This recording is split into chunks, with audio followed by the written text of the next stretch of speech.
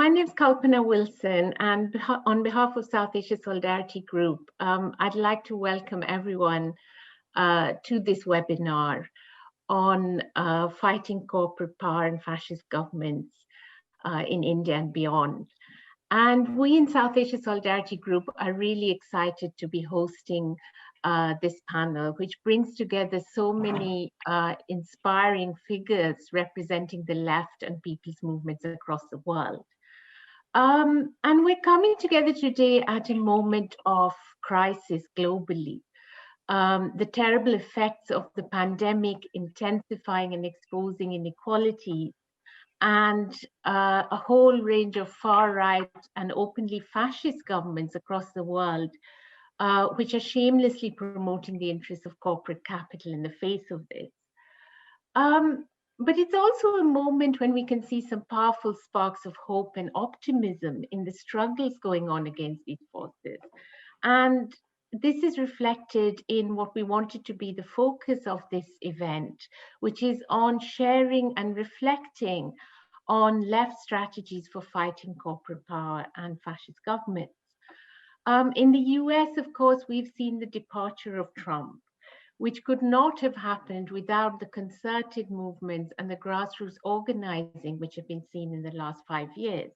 And of course, getting rid of Trump is only the beginning for these movements and for the anti-imperialist struggles which are confronting US power globally. And we're also going to hear today about the battles ahead with the Biden administration as well.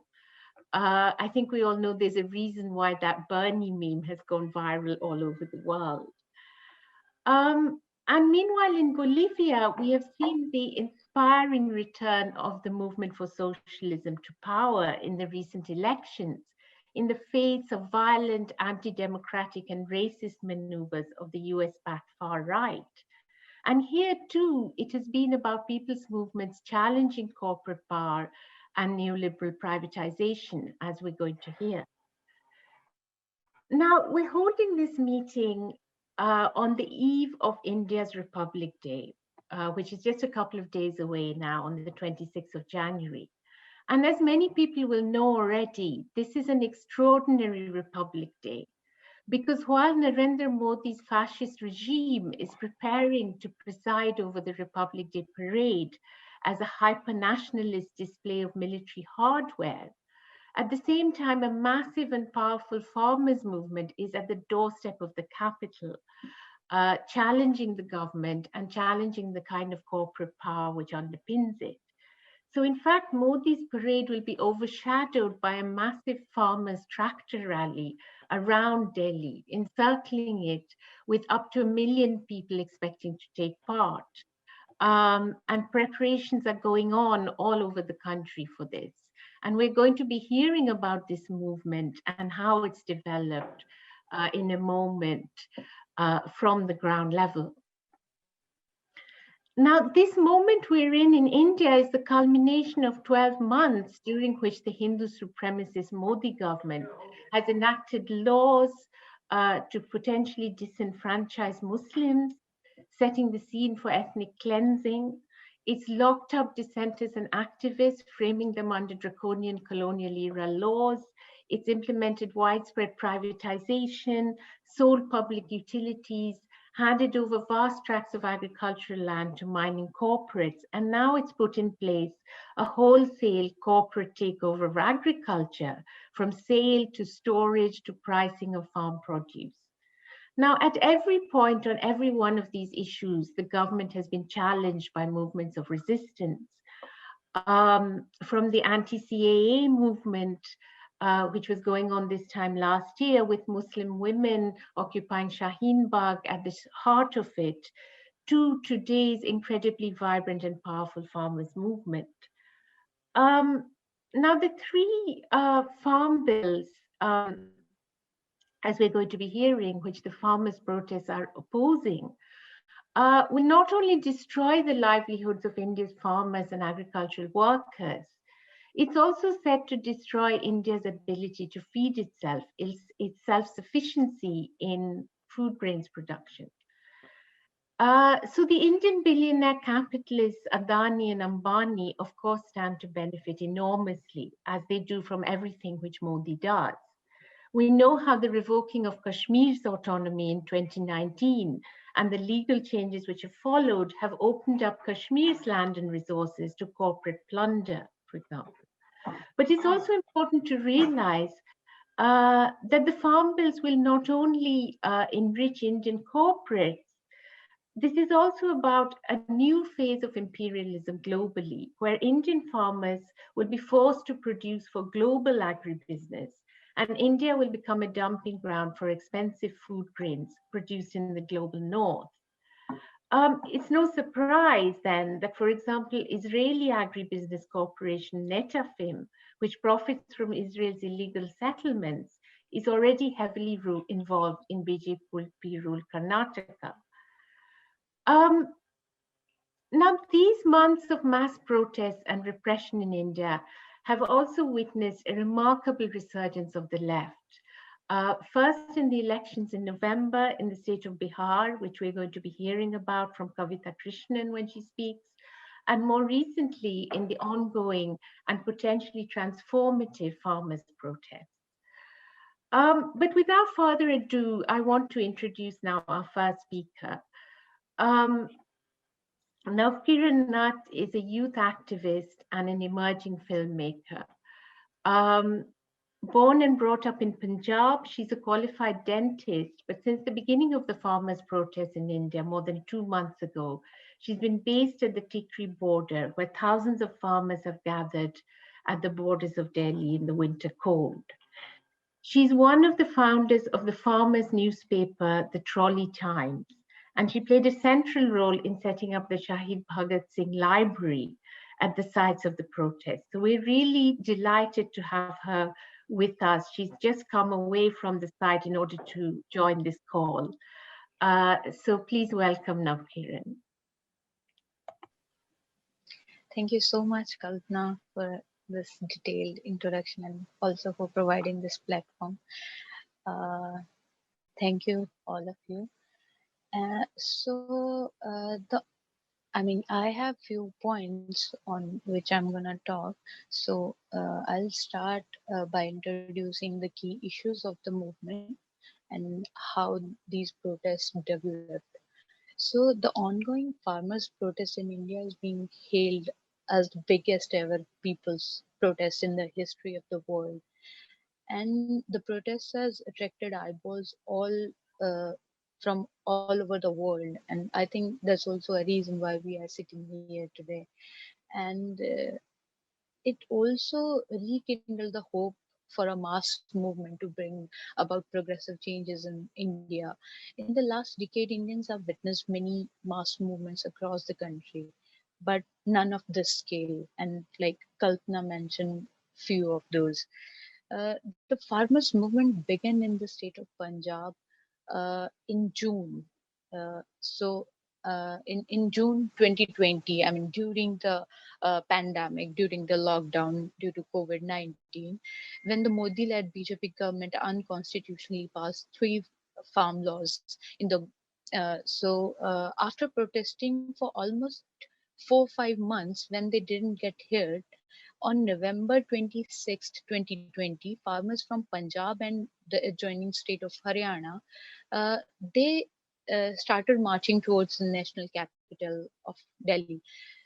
In their tractors and trolleys. I'm mentioning tractors and trolleys because tractors and trolleys became a symbol of this movement, and they were met with brute force at the borders of Haryana and Delhi, but they stayed firm in their determination to peacefully protest. And I think like I have almost like 10-12 years experience in the activism, and I always noticed one thing.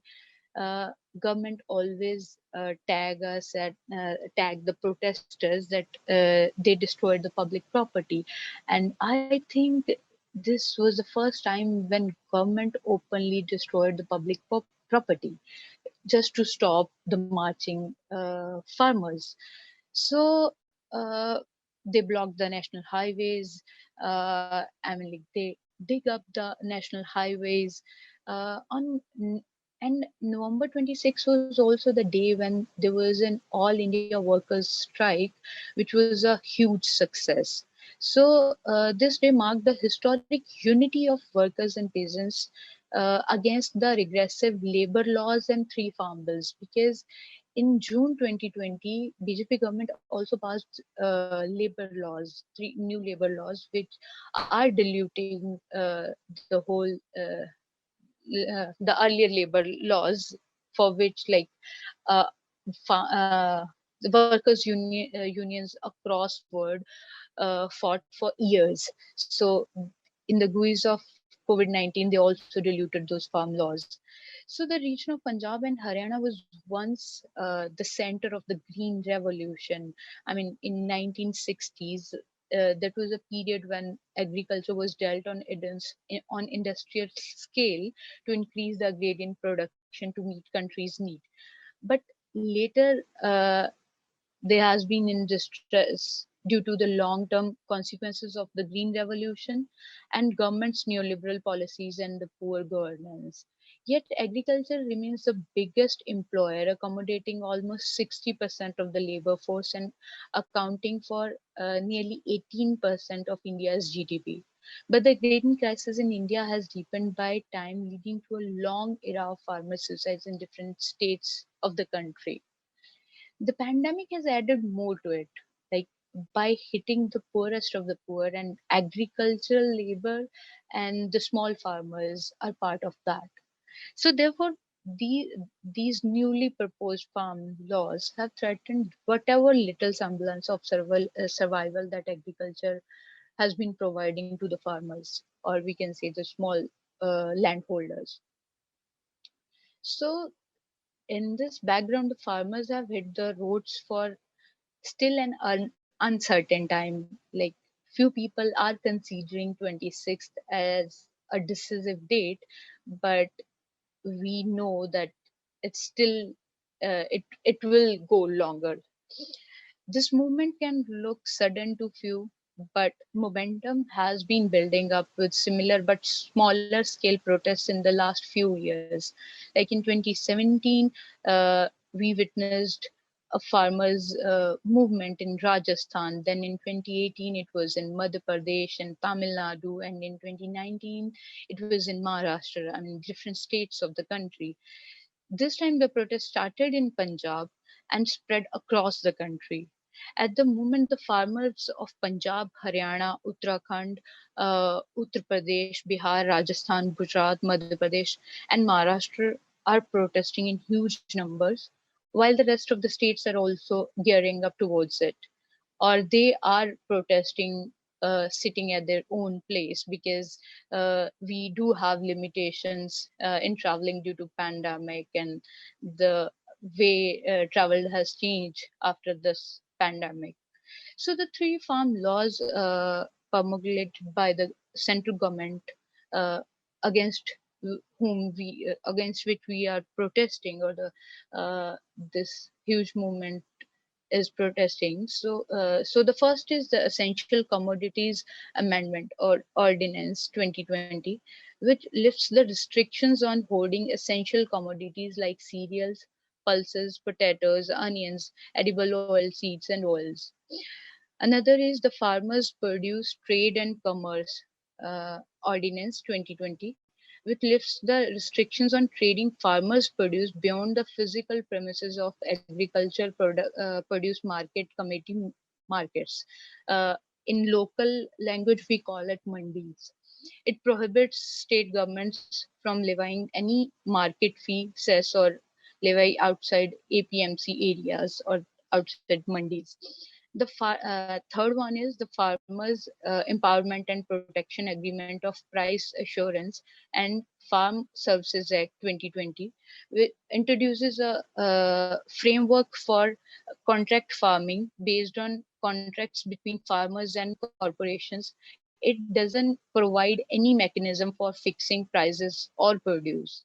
So the protesting farmers claim that these laws will change the face of agriculture in India, putting farmers at the mercy of the companies or the big corporate houses. And will free the government from responsibility towards agriculture.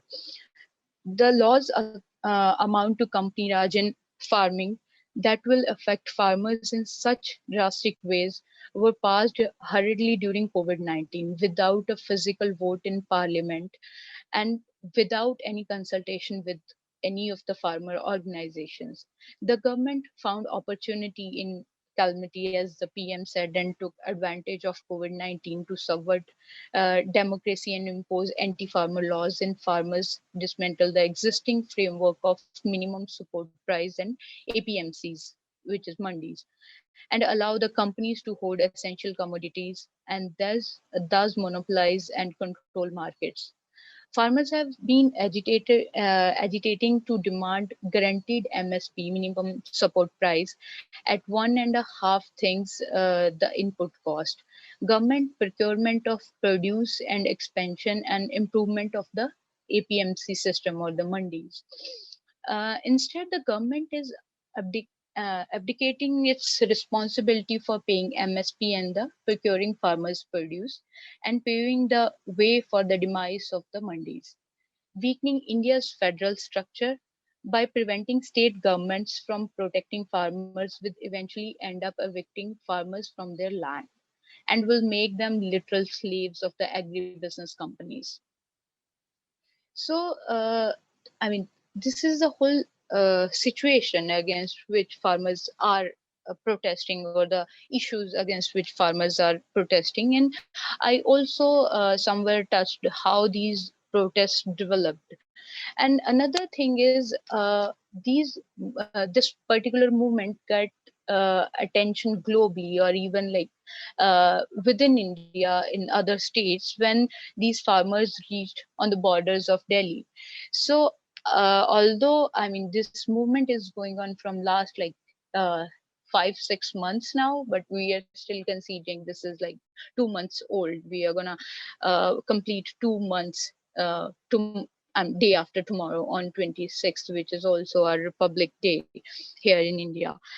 Uh, and another thing which is very important to this movement is women participation. How I mean, although Punjab has a long history of farmer movements and farmer struggle, but the number we are the women participation we are witnessing during this time is very new to the farmer struggles history. So and another interesting thing is that the participation of women is increasing by each and every day. I mean, I'm on the border from like last 59 days. And I mean, even experiencing all the odds, I mean, we don't have proper sanitation facilities there. We don't have any like basic living facilities there, but still each and every day the number of women participants, the number of women protesters is increasing. And also this protest is very interesting from gender aspect. Like, I mean, there are no defined gender roles in this movement, as I mean, I experienced while living in Punjab, because I know, I mean, Punjab and Haryana, and I mean, overall North India is very like dominantly feudal and patriarchal society. But here in the movement, there are no defined gender roles. Men are cooking, women are taking lead in the on the stage, they are volunteering, they are taking many new initiatives. So I think we are also witnessing some changes which will stay, which unlike I'm hoping which will stay for long, from social and cultural aspects. Men are now recognizing domestic labor while making rotis, while making chapatis on the protest sites, and they are acknowledging it. So I mean, these are and recently the farmer leadership, which is dominantly male leadership, they also decided to celebrate one particular day, which was January 18th, as women farmer day. So on that day, I mean, women took all the lead, controlling stage, and the whole participation in the audience was dominantly occupied. That space was dominantly occupied by the women. So that was something, I mean, very new to this particular region, and also to the farmers movement. So I think, I mean, that's interesting, because otherwise women, like I mean, in while talking about the agrarian labor, women's participation is nearly 50% in the agri industry or agribusiness, but only 2% women are landholders, and we do have other reasons for that. It's, I mean, because they have to pay less tax, like if they are transferring the land to a woman's name. So I mean, there are other reasons why, I mean, there's that small bracket of women landholders. So in that sense also, this is really interesting to see women taking lead in these farmer struggles, because I think for them the fight is like long. I mean, they have to go very long. So so yeah, it was, I mean, that was all about the women participation. And the last thing which I want to talk about is the new initiatives, like which has started during this whole movement.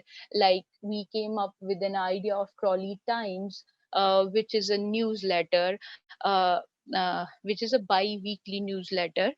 uh, and I mean, like, while living in India in last 6 7 years, one thing which we were realizing, that most of the national media, nearly 80% national media, is pro state, pro corporates. And we were lacking uh, free media. And also we were feeling a lack of connectivity at the protest site, because the protests are like huge in number and very long. I mean, each protest site is nearly 15 to 20 kilometers long, and we have two of that length, and we have four others of slightly smaller size. So we were feeling a lack of connectivity at the protest sites, and also lack of connectivity among uh, like two borders. So we came up with this idea of having a newsletter, Trolley Times. So, and we got a really good response for the newspaper.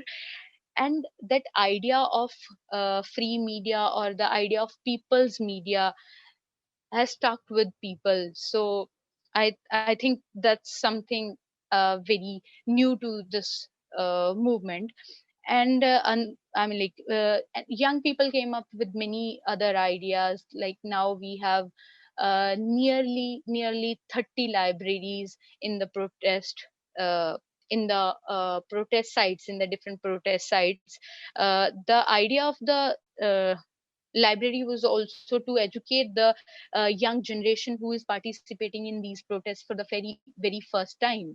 So and even the libraries got a really good response. I mean, I'm talking about particularly one library, which is Sheet Bhagat Singh Library at Tikri, and we have 50 to 60 entries each day average. So I mean, that's the situation. And also, like, young people are having cultural teams. They are doing plays, and they are educating people while, like, performing political plays and all that stuff. And also uh, we started Trolley Talkies, which is a film screening or people's theater kind of thing. So I mean, the very interesting thing about this protest is how intergenerational gap has been covered. I mean, the leadership, we have a leadership of elder farmer leaders who are leading this whole movement. And we have a full, like, bunch of young individuals from across the country, who are taking these kind of new initiatives to give uh, a new kind of momentum to the whole movement. So I think this is also very interesting and very new to this kind of movement, this intergenerational balance. So yeah, and now we are preparing for 26th January parade, which is Kisan Parade. We are going to I'm like going to have a tractor march in the national capital, and our sole focus is how we can conduct this march very peacefully, because we are hoping, because I mean the our government did in that in the past. We are hoping that government will try to instigate violence during the march. So our sole focus is how we can conduct that march peacefully, and we know that this protest will go. I mean, it will uh, remain there even after 26th, but we are hoping to win it very soon. So yeah, thank you. Thank you so much, Navkiran, for that really interesting and inspiring account of what has been happening with the farmers' movement. And I think, you know, the whole question of the kind of social transformation which is coming about or starting to happen in the context of this kind of movement is particularly interesting, as well as, of course, you know, the whole significance for policy around agriculture and so on. And I think we'll all be watching globally to see what's happening on the 26th as well. I want to move on now to our next speaker. We're really delighted to have with us Kavitha Krishnan. Kavitha is a communist feminist activist and has been one of the leading unflinchingly critical voices in the context of the current regime in India, as many of you may know. And she's continued to speak out in the face of constant threats from the ruling party and its supporters. She's a Politburo member of the Communist Party of India, Marxist-Leninist, and secretary of the All India Progressive Women's Association, which is an organization with a mass base among working women across the country. And Kavitha is also recently the author of the book Fearless Freedom, which was published by Penguin in 2020, about gender relations and patriarchy and how to fight it, which I would really recommend people read. So I'll hand over to you, Kavitha.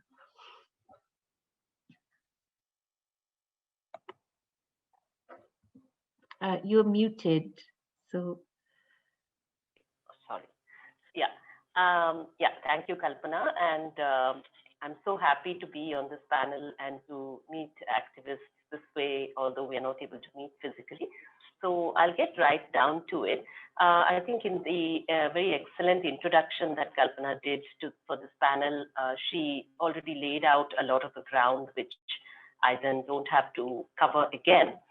But I just want to say that today, anybody who is an activist in India working in any kind of people's movement, they're faced with a situation where you're up against a continuous cycle of Islamophobic propaganda, of divisive propaganda, of organized Islamophobic violence, of organized violence against activists, and of course against the use of draconian laws, specifically the Unlawful Activities Prevention Act, which is called the UAPA, which the present regime, the Modi regime, has strengthened in a manner so that basically you can arrest anyone, the government can arrest anyone and put them behind bars indefinitely without bail and without trial.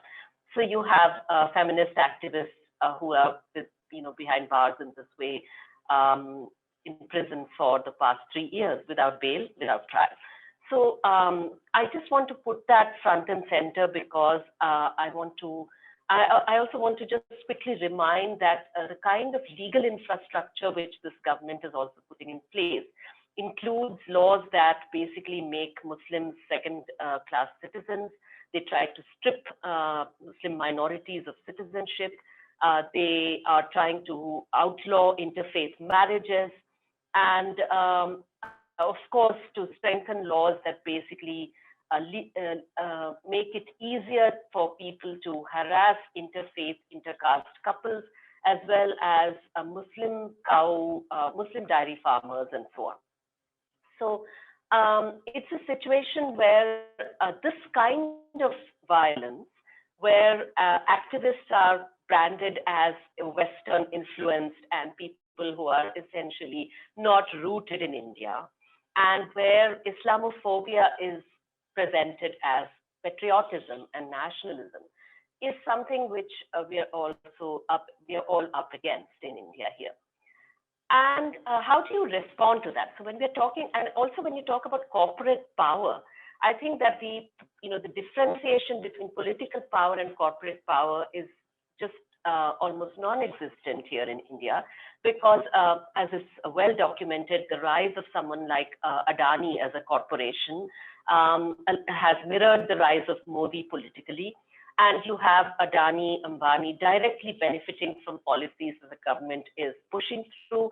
And you also have unlimited corporate funding of BJP, specifically the BJP, specifically the Bharatiya Janata Party, not other parties, through this very shady, shadowy scheme called electoral bonds. So this is a way in which the government, the BJP regime is flush with funds, while opposition parties and so on have, nowhere close to the funds to match what the BJP is able to deploy, both in elections and otherwise. So I just want to lay that out right in the beginning and say then what are our strategies of fighting back. And, when I look at what has been achieved in the United States for now, and I can see, absolutely true that there are grassroots movements that have been working to highlight and, fight racism and fight Islamophobia and, the feminist movements, all of those movements, yes. And there's also been a lot of grassroots organizing to ensure that Black voters, to fight voter suppression, basically, and get people out to vote and all of that. So there seems to be a link there between other kinds of movements and organizing and directly political kinds of organizing as well, so electoral organizing as well. There doesn't seem to be a complete wall between the two kinds of activism. In India, I think that political opposition largely, if you don't count left parties, if you don't count communist left parties, then basically you have a situation where the opposition parties are willing to speak selectively on basically on economic justice issues. They are happy to speak. They are happy to speak about jobs or even about the farm laws. They are happy to speak about selectively about certain kinds of social issues, which, for instance, selectively perhaps about Dalit rights or even about other, about women's rights partly. But when it comes to issues of political injustice, and especially political injustice that involves the Muslim minority, and or when it comes to political injustice against activists who are taking up issues of the minorities as well as of other kinds of political injustice, and that they are being projected by the media. These activists are being projected by the media as being anti-national. So anything that is branded by the Bharatiya Janata Party as unpatriotic is something where the opposition parties don't seem to want to touch these issues. So in a sense, they are conceding this ground completely. They are assuming that your average Hindu voter is likely to vote, is likely to be already on Modi's side when it comes to Islamophobia, when it comes to the smearing of activists as being against the country, against the nation, and so forth.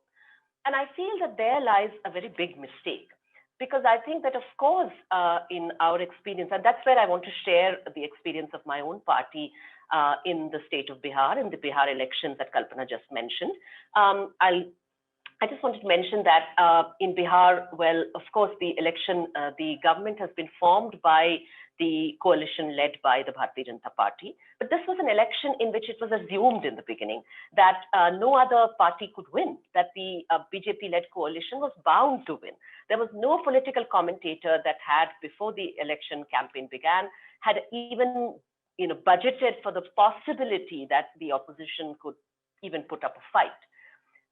Instead, when the election campaign began and the CPIML became part of this opposition coalition, you suddenly had a very different vibe for the election entirely, because suddenly you had election rallies, opposition election rallies, which were being flooded by young people across the usual sort of caste boundaries, and young people talking about jobs, talking about things like equal pay for equal work, which were considered to be trade union issues and not issues of, not political issues. These were considered to be issues which would vanish when the election arrived. So these were taken up by the main opposition party, the RJD, which was in a sense leading this coalition, as well as by the CPIML, which was an important, and other left parties that were an important component of this coalition.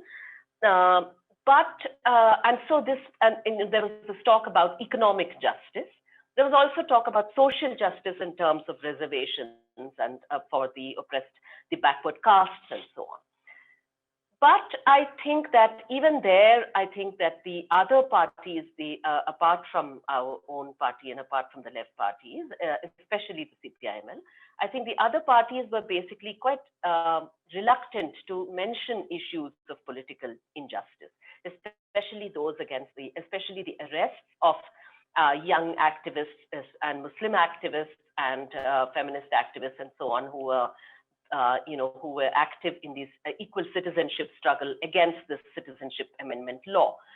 And in a sense, you can see the contrast between this wary attitude when it came to that struggle just a year ago, which was led by Muslim women and which was one of the most significant, amazing movements, civil disobedience movements that independent India has witnessed. The attitude to that movement and to the crackdown that that movement has witnessed has been, silenced from the political opposition largely. Whereas when it comes to the peasant movement, the farmers movement that's going on now, somebody's asked a question there about, what are the farmers going to do to avoid arrests? We'll come to those questions later, but at least the political opposition here is talking about this, talking about it front and center and talking, quite openly in support of the farmers and so on. That was not the case when it came to the citizenship amendment law and the bid to strip Muslims and others of citizenship. Whereas my own party's experience was that even long before the elections came, we had been working on the ground as part of that anti-CA movement to try and talk not to the Muslims who were already mobilized, already convinced, but to talk to Hindus, talk to non-Muslims, talk to those who thought of themselves, who identified as Dalits, who identified as oppressed castes or extremely backward castes, who identified as workers or landless farmers, who identified as small farmers, who had different ways of identifying themselves. And I want to point out here that a considerable section of these people may have voted for Narendra Modi's party on some occasion or the other.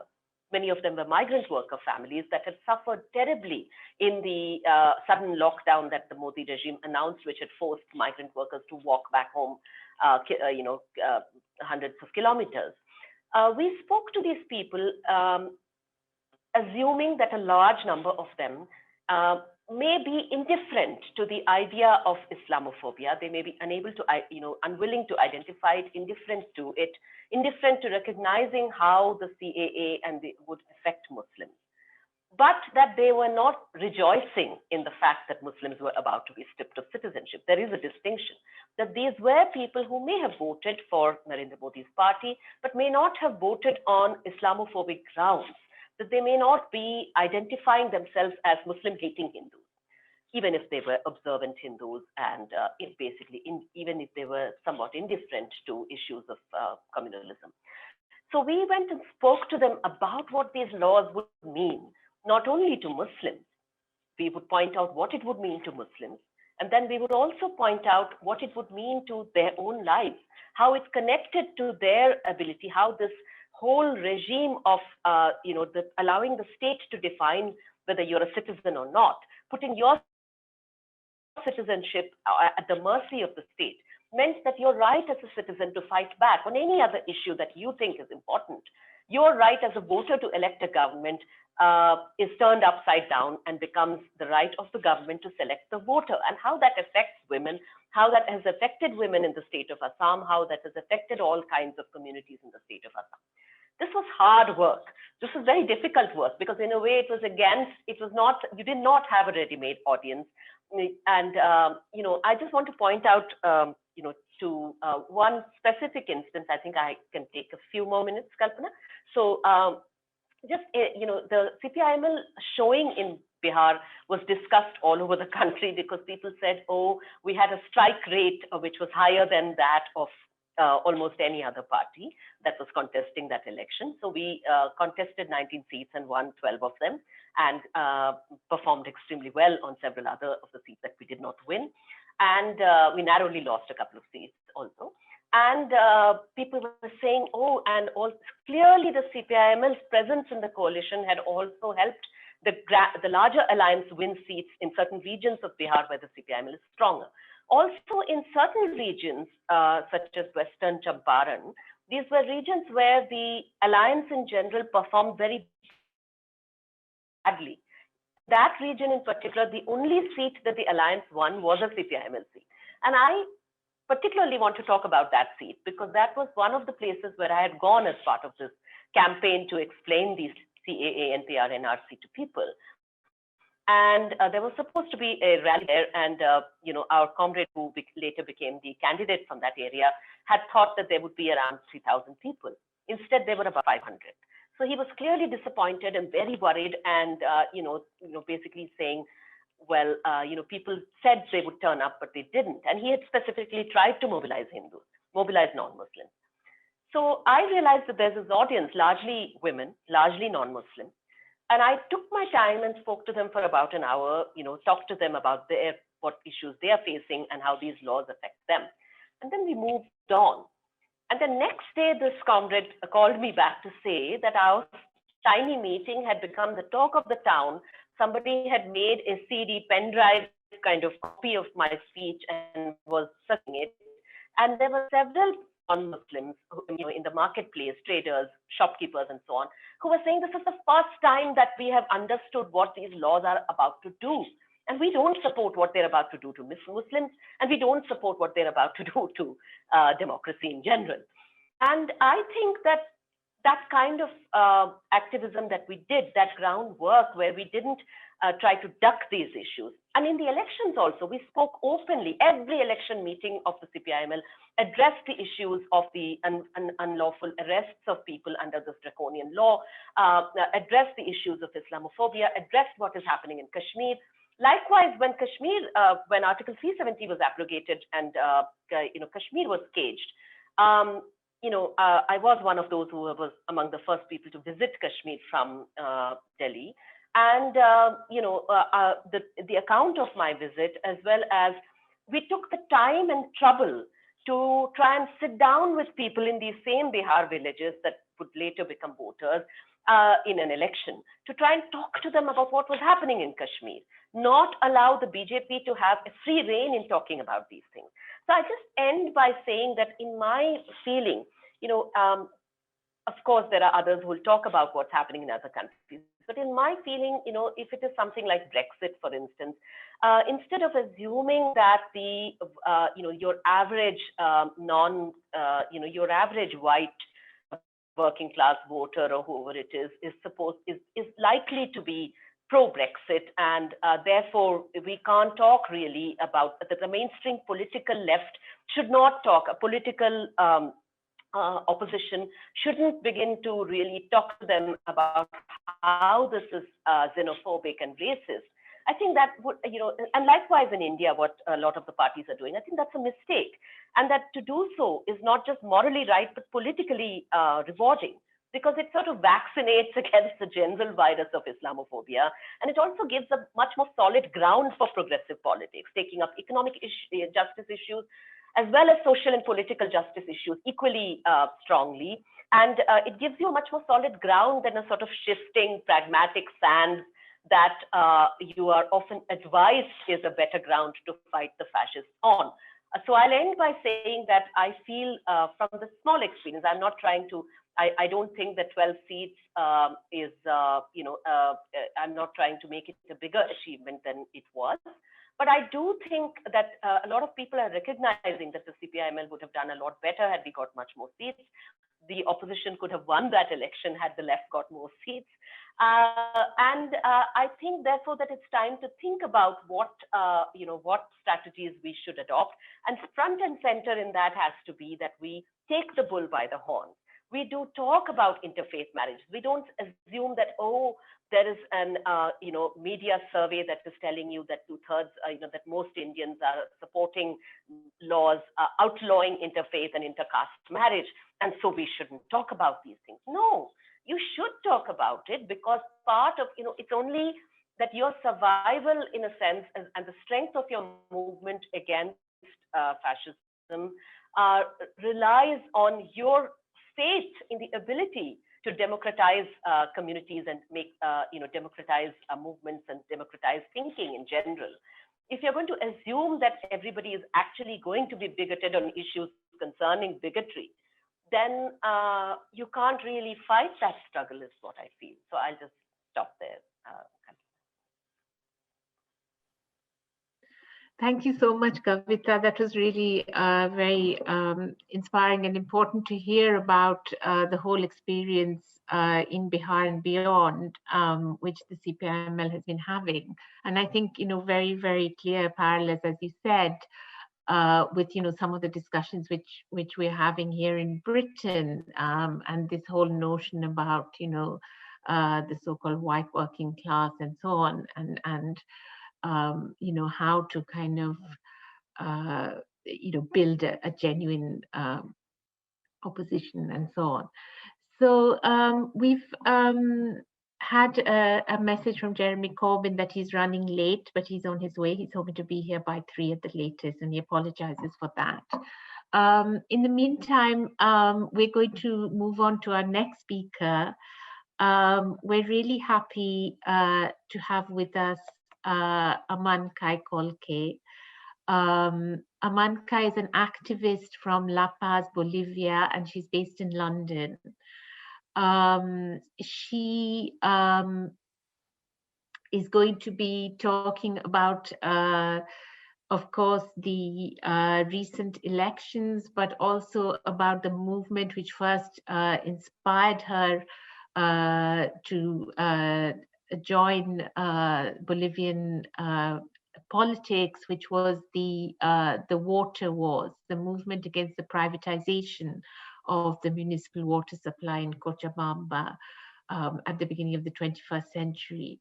AMANCAY is one of the founders of the Bolivia Solidarity Campaign, and has been a key figure not only in the UK but across Europe in consistently speaking out for the rights and the struggles for justice and democracy of the Bolivian people. So please welcome AMANCAY. Thank you very much. And thank you for giving me the opportunity to share a platform with these wonderful women. I really salute their fight and their strength. It's really interesting. I feel very bad not having read more about this, but it's very interesting to hear them talk. We have a lot in common. Okay, I'm going to share quickly a screen. Yeah, there it is. Yeah, can you see it? Yeah, I'm going to start with the good news. So the 18th of October last year, 2020, MAS IPSP won the elections with 55% of the vote. That is a absolute majority. So the right wing, not even if they joined all their groups together, would be able to compete. There was a huge gap between MAS, PSP, and the other parties. So that's the good news. But unfortunately, it was like deja vu, because the year before, the 20th of October, Evo Morales had won the elections, the same general elections, with 47% of the vote. And he explained and he denounced the attempts by not just the local right-wing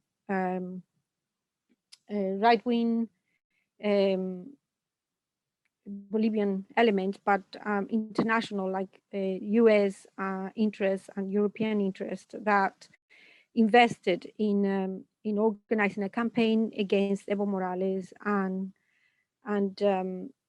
the people in Bolivia. This article that you see here is by The Guardian. So The Guardian and the BBC, that have professional journalists, what they did is they spent a lot of their time and efforts to misinform what was happening in Bolivia, and to give the appearances that they were being impartial and giving equal information. Yeah. So this is the 10th of November 2019. This is the General Kaliman. He was anti-imperialist. He swore again and again his loyalty and support to Evo Morales and upholded all the aims and objectives of this government. But the 10th of November, he asked Evo Morales to resign. By then, fascists had mobilized and surrounded the government palace, and they wanted to kill Evo Morales. They wanted his head.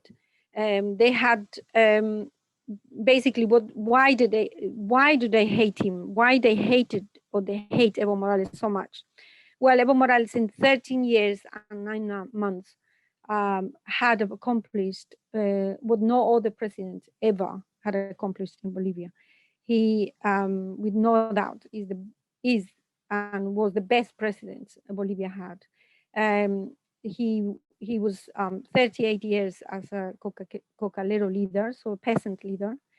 54% of the votes was what he got to become president the first time in 2005, 64% of the votes in 2009, and 61% in 2014.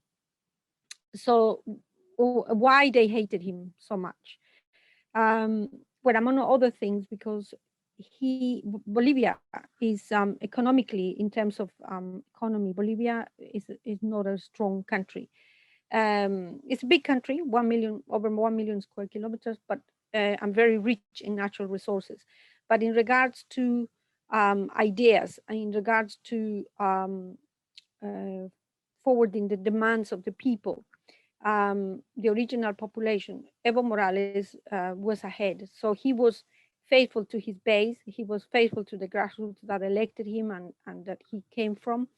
And he, for instance, his government participated in the COP conferences, and he demanded what we should all demand, that the temperature should not rise more than 1%. He was a defender of Mother Earth rights. He was a defender of water. His government pushed forward in the UN to have water recognized as a human right and not as a commodity as it was before. So this is Bolivia. Bolivia, as you can see on the east side of the country, it's mainly rainforest. This is this area, all these from the north up to here is hot, is very hot. And unfortunately, this part of the country, Pando and Beni, are almost inaccessible. So there are very little roads, very few roads to access. And if you want to go, the center of government, which is at the moment La Paz, if you want to go to Beni, you have to go through Santa Cruz. So Santa Cruz is the place that was developed. And why is like that? Bolivia is like that because Bolivia is mainly a producer of natural resources. We're very rich in natural resources. And from the colonial times, what they were interested in was the ores, like at the beginning was silver, and then pass on to tin and then copper. So these natural resources are in this area, in the mountains. So we have roads to take the ore to the seaside and then to be transported either to the US or Europe. But we don't have roads to connect us. So traveling within the country is very difficult. And some areas are completely isolated. Um, Santa Cruz de la Sierra, which was, they had the original population, but the original population didn't hold control of the land. So what they did during the Second World War, we had at the time a government that was right-wing. So what they did is they accepted immigrants from Germany, from Croatia. So fascists came to live in Bolivia. Although they were a small percentage, they got control of the province, and these people are their descendants. Yeah, so you can see them. Although they have indigenous features, some of them have intermarried in Bolivia, but they hold very right-wing and fascistic views. This is Camacho. He and his father is one of the artificers of the coup in Bolivia in 2019. He says Bolivia belongs to Christ. So he argued that this was ideologically, and they were fighting against evil. These three people kneeling here, this is Camacho. They brought, this is the palace, government palace. So they brought the Republican flag. They put the Bible.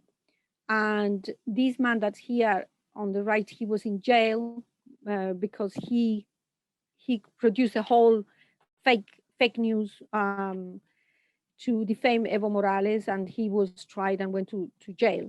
He was in jail, so he got him out of jail. This is Camacho, and this is his right hand helper, and he's also indigenous. But these people, they help to orchestrate the coup. So who is Fernando Camacho? Luis Fernando Camacho here is in the Panama Papers. So this guy is a Bolivian guy who became very rich very rapidly and didn't pay taxes. And he didn't want to pay taxes. So before Evo Morales, this is some of the families that control the country. So they hated Evo Morales terribly. This is the people that started to come out onto the streets when the coup was happening. And can you see this? This is the flag that was created when Bolivia was founded in 1825. But when Bolivia was founded in 1825, only 5% of the population had access, was considered a citizen, because to be able to vote, you had to be a man, white, and being able to read and write in Spanish. So only 5% of the population could do that. Now, this flag that you see at the back, and it's here behind me, this is the Huipala. This is the original flag, pre-Columbian flag. This flag is very important. And it was surprising to see that during the coup, we saw how much right-wing and fascists hate the Huipala. Yeah? So we saw them pulling out the flags and burning them. And these are the police. The police stood up against the democratically elected government, and they cut the flags from their uniform. Now, cutting the flags, it was a very clear demonstration that they were against the plurinational state of Bolivia. And you can see here people really, really upset about what was happening. But that wasn't bad enough. I mean, the terrible thing is that people started to mobilize against the coup and defend democracy, of course.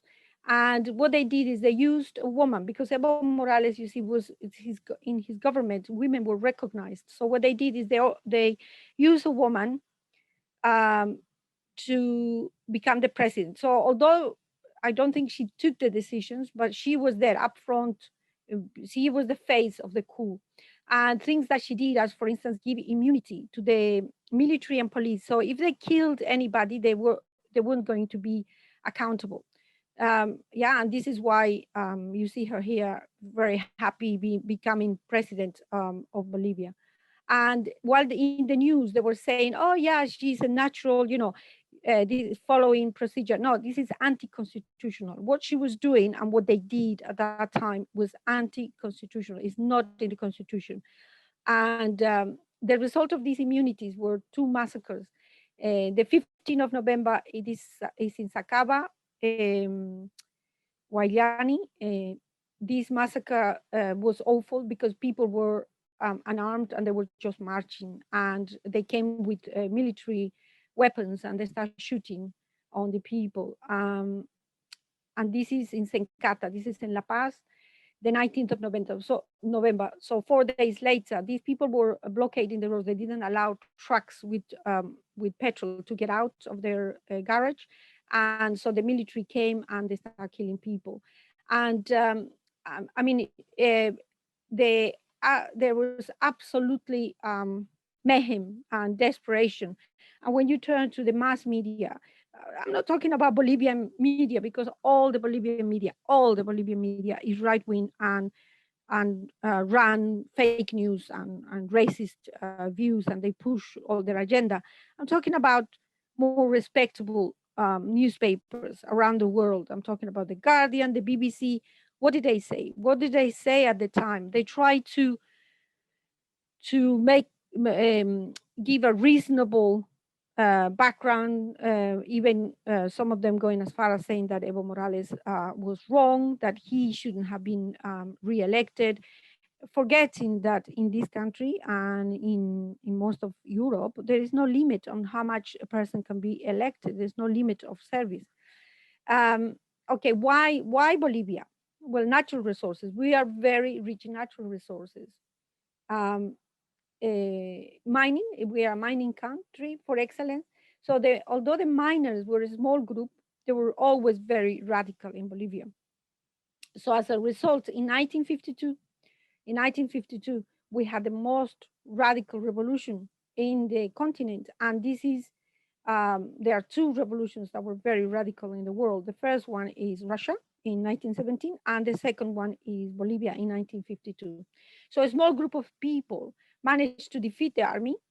And once the army was defeated, they took power and they started they refounded the state. They instated the universal suffrage, the nationalization of the mines and the main industry, educational reform, land distribution, and so on. So the 60s and 70s, unfortunately, it reversed. We went back from dictatorship to dictatorship. You might know here Pinochet, this is from Chile, and this is Banzer from Bolivia. And Banzer was a dictator for a decade, I think. In the 80s and 90s, we had neoliberal governments. And the previous dictator became civilian and became the president of Bolivia, elected democratically. How would you say that? How could that happen? Well, there was a lot of US interference, lots of propaganda, and lots of money being paid around. So people would get a bag of rice for their vote. And the person sitting next to him is Tuto Quiroga. This man, the right wing always criticize because we have Evo Morales for so many years, but this is Tuto Quiroga, who was the vice president and later became president of Bolivia. These are neoliberal people. But remember his face. The water war was in 2000. The water war was in 2000 and it was in Cochabamba. And the reason we had a war, and it's called the water war, is because it was a war.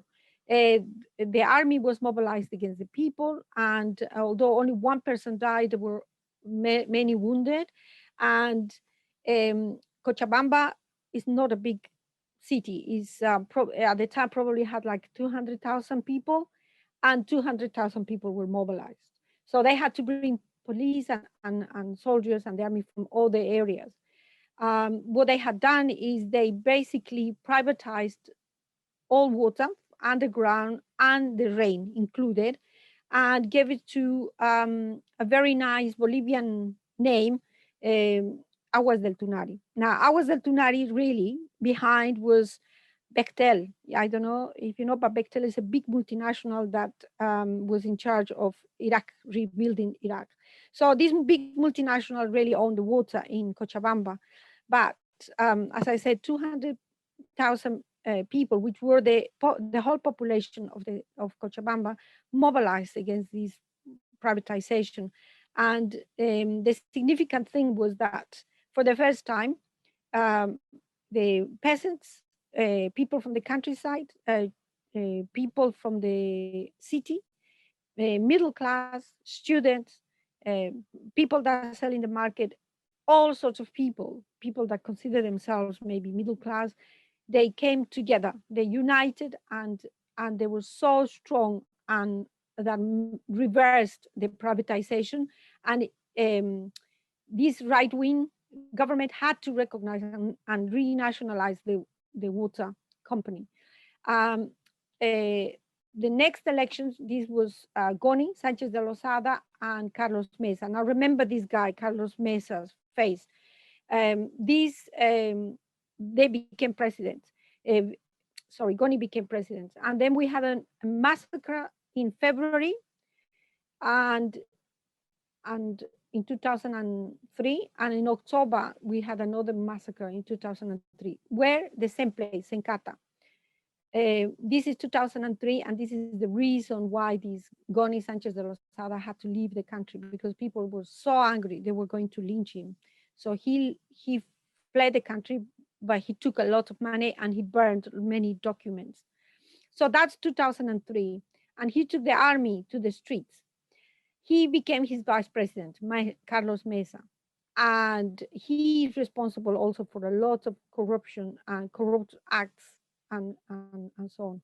So he refused to nationalize the oil and gas. That's what people were demanding. And Evo Morales won the election for the first time in the history for 57% of the vote. So this had never happened before. And Evo Morales was faithful to what he had promised and what they were fighting for. And so what he did was he nationalized the 1st of May 2006, the oil and gas. Until then, these multinational companies paid 15% in taxes, and they took 85%. When Evo Morales, before nationalizing, he got government, the first thing he did was to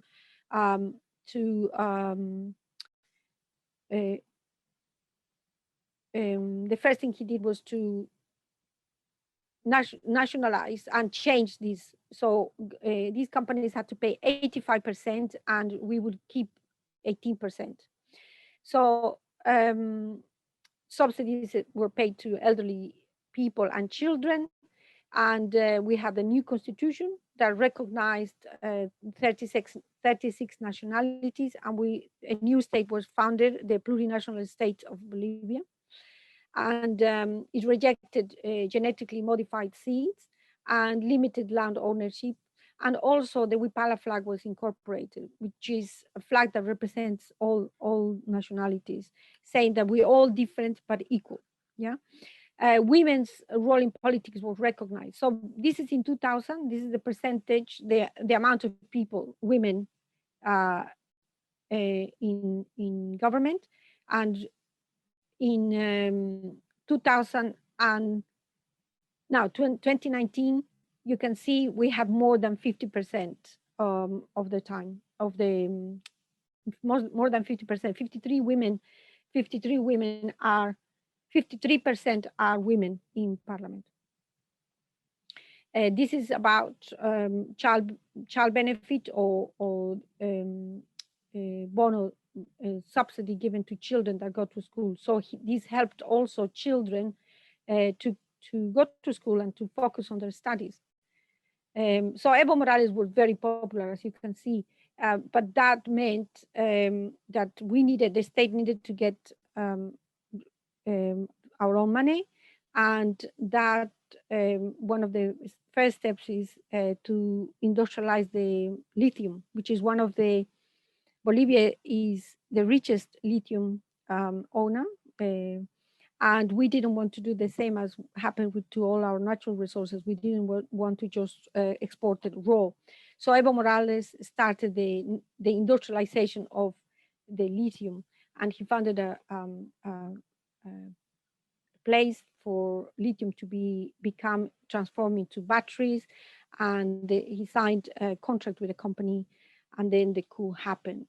I think what we have in common here, I think, is that the media, the information. How do we make sure that people know what's going on in Bolivia? How do we know what's happening in the world?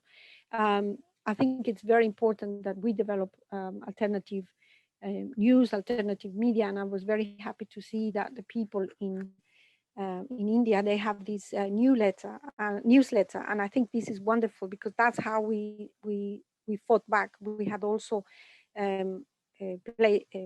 radio alternative news called KSHAMA, and if it wasn't for KSHAMA, we would be completely incommunicated.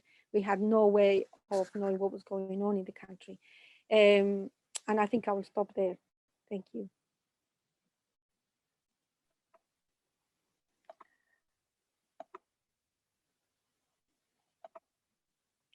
Thank you very much, Amancay. That was a really interesting and also a very informative talk, which I think drew so many parallels with which we can see between the different contexts we're talking about today, and also, of course, really inspiring to hear about what's happened recently, and this victory, which has been a huge encouragement to all of us, really.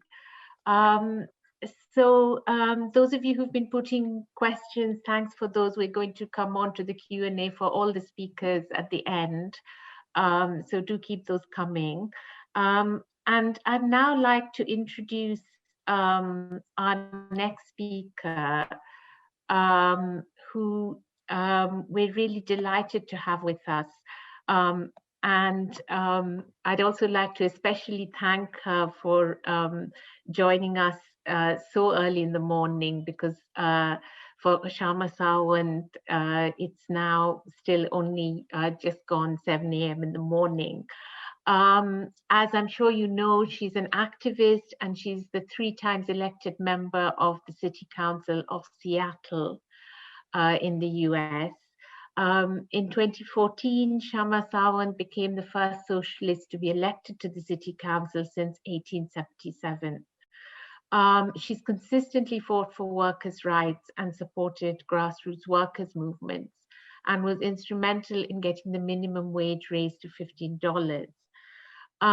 In particular, she's challenged the corporate power of Amazon, which is headquartered in Seattle and has around 45,000 employees in the city. After she led a campaign for a per employee tax on large corporations, KSHAMA was re-elected in 2019, beating a candidate whose campaign was heavily funded and sponsored by Amazon. And she's still facing constant attacks from corporations and from the right. Currently, for example, the move to recall her, which obviously flies in the face of democracy.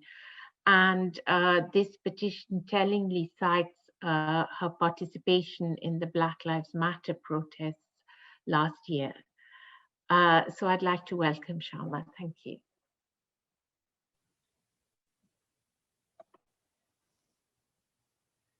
Thank you, Kalpana, and all the wonderful speakers, and I'm looking forward to hearing Jeremy Corbyn. I want to convey solidarity from me and from Socialist Alternative, the political organization I am part of, with the inspiring farmer tractor rally planned for India's Republic Day. Kisan Mazdoor Ekta Zindabad. Long live the unity of farmers and workers. The far-right terror on the Capitol building in Washington, D.C. is a reminder of the urgency to build an organized left in the U.S.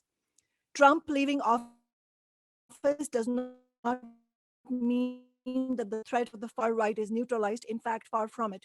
The Biden administration has announced a substantial COVID relief package, including a $15 an hour minimum wage. This shows the tremendous pressure the Democratic Party is under, both with the expectation from ordinary people that this new administration needs to stand in contrast to the disastrous and reactionary Trump regime, and because of the sheer scale of the crisis of capitalism that the Democrats are now going to be presiding over.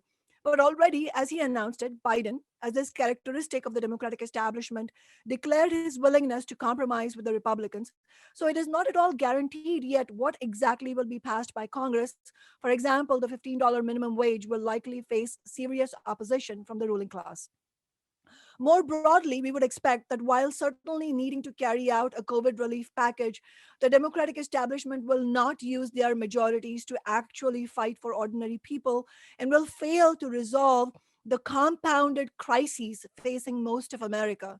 In this context, as they try to make working people pay for the crisis instead of big business, it is likely to increase the legitimacy of right populist ideas unless the left builds significantly.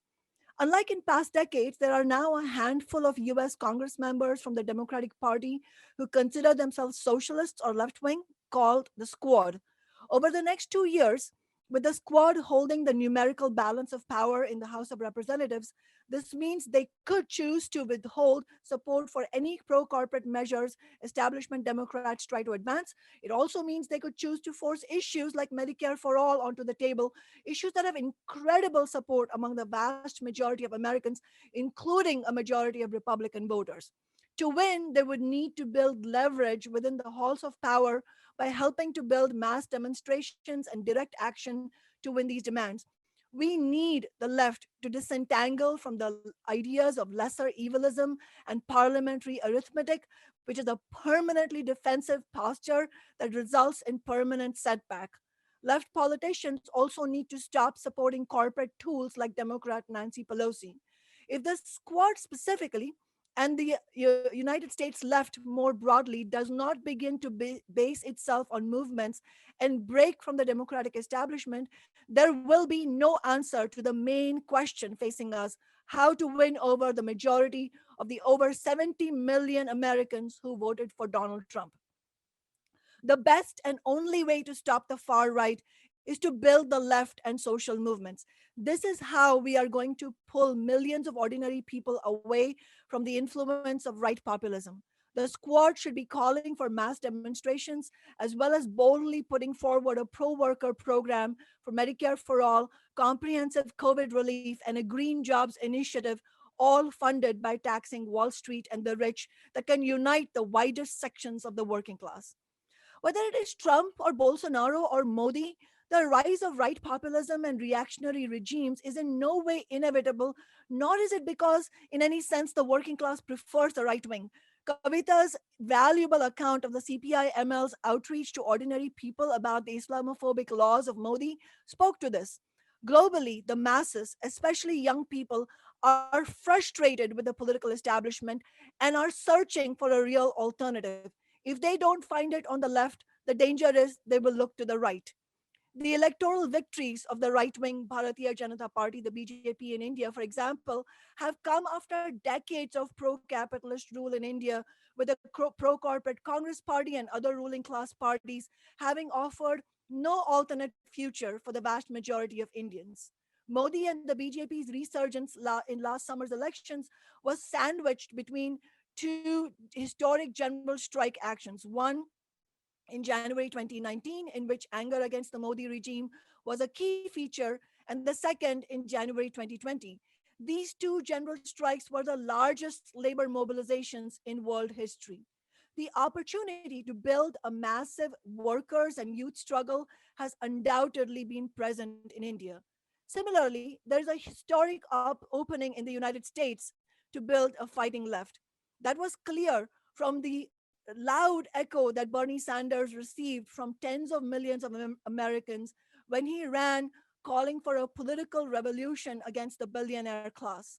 But when his campaign was thoroughly undermined by the democratic establishment, it once again created a vacuum for the reactionary billionaire Donald Trump to falsely pose, conman that he is, as an alternative to the corrupt establishment. Obviously, there are specific features of the political terrain in different countries, but what has been missing in most cases is a mass left political organization, a party of and for the working class and the oppressed that can provide an alternative basis for a united political struggle against the wealthy classes and big business and the parties that represent them. Like in the United States, where the Democratic Party is as tied to Wall Street interests as the Republicans are, despite differences between the two parties. And so a new party for the working class urgently needs to be built. Trump has openly speculated about building a right wing party in the wake of his defeat in the election. This could be incredibly dangerous. There is no time to waste in building a left alternative. And where left parties come to power, they will be severely tested in this historic crisis of capitalism. We saw this in Greece with Syriza, where the leadership of the party was unwilling to do what was necessary to defeat austerity and the capitalist troika, the European Commission, the European Central Bank, and the International Monetary Fund. What was needed was to nationalize the commanding heights of the economy, cancel the national debt, create capital controls, workers' democracy, and to build international solidarity with the working class rather than what Syriza did, which was to capitulate to the ruling class. And history has shown that betrayal is built into reformism.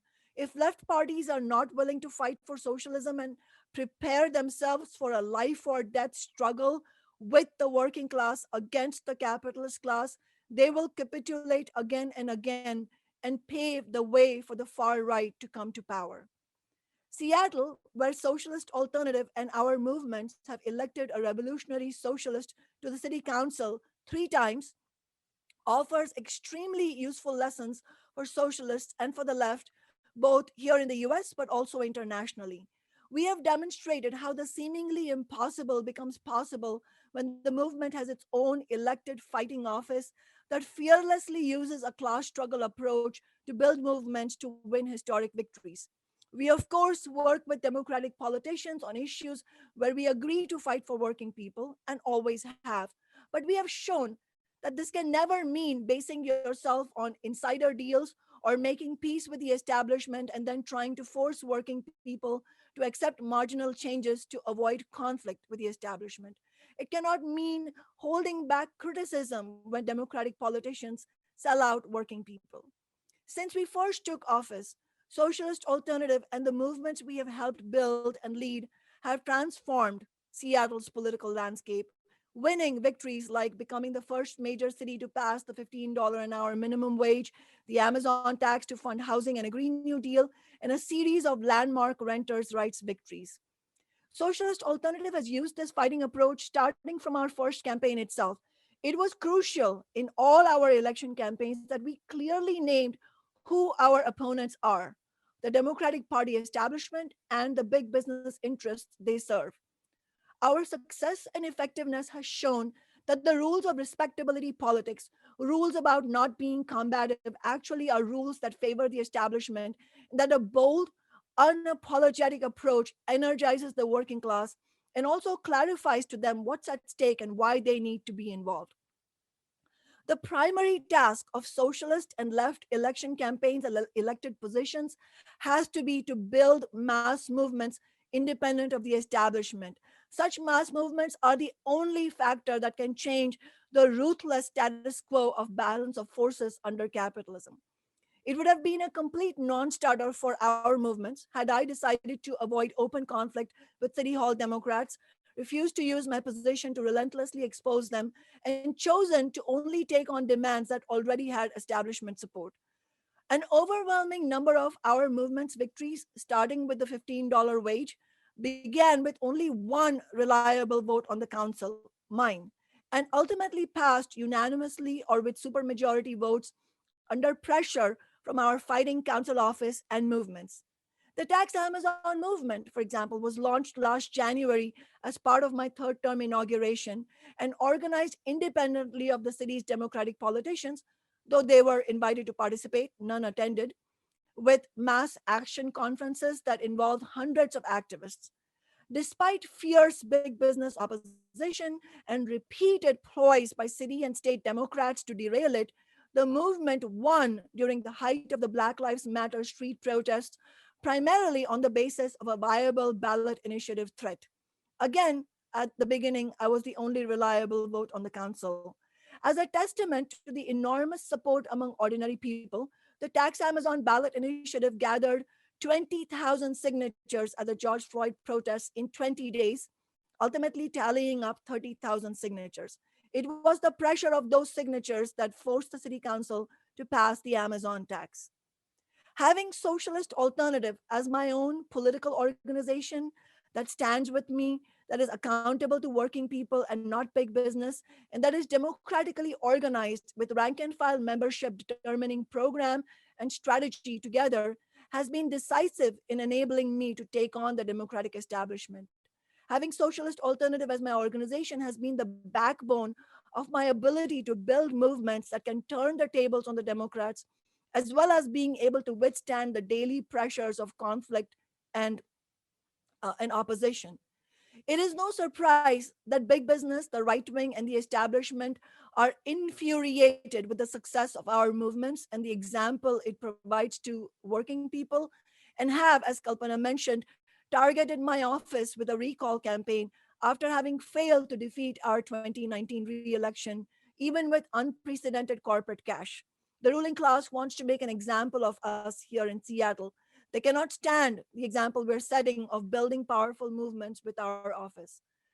The US working class needs to fight to win comprehensive COVID relief, canceling renter and student debt, Medicare for all, full funding of public education and social housing, and a massive green jobs program, all funded by taxing the millionaires, the billionaires, the pandemic profiteers. In addition, we need to seriously build an internationally coordinated fight back. That certainly includes organizing important events like this one. It will also require us to build international organizations of the working class. A big reason why socialist alternative in the US is so politically effective is because we are a part of the International Socialist Alternative, an organization that has sister organizations in over 30 countries. If you are watching this program in the UK, I would urge you all to find out more about Socialist Alternative in England, Wales, and Scotland, which has hundreds of young people, socialists, others involved in numerous union and social struggles. In India, defeating the new laws will be a huge victory for the courageous farmers and workers. But that will still not be enough, as we know. We have to call for canceling the debt of the millions of small farmers. Winning debt cancellation will absolutely require a powerful and militant mass movement. It will be anything but easy, but we will need to go even farther. Canceling debt on the continued basis of capitalism, even if we won it, would mean the farmers would start from zero debt, but begin accumulating new debt because the underlying conditions that led to indebtedness in the first place would remain unchanged. The stranglehold of agribusiness and the rapacious banks, the deep oppression of the masses. Ending this cycle of debt and poverty cannot happen without addressing the fundamental reality that under capitalism, most of society's wealth gets grabbed by a small elite. We will need to take the giant agri corporations and big banks into democratic public ownership under the democratic control of the workers and farmers so that the latest advances in technology can be harnessed for food production that can serve the needs of the majority of the population, not line the pockets of a few super wealthy.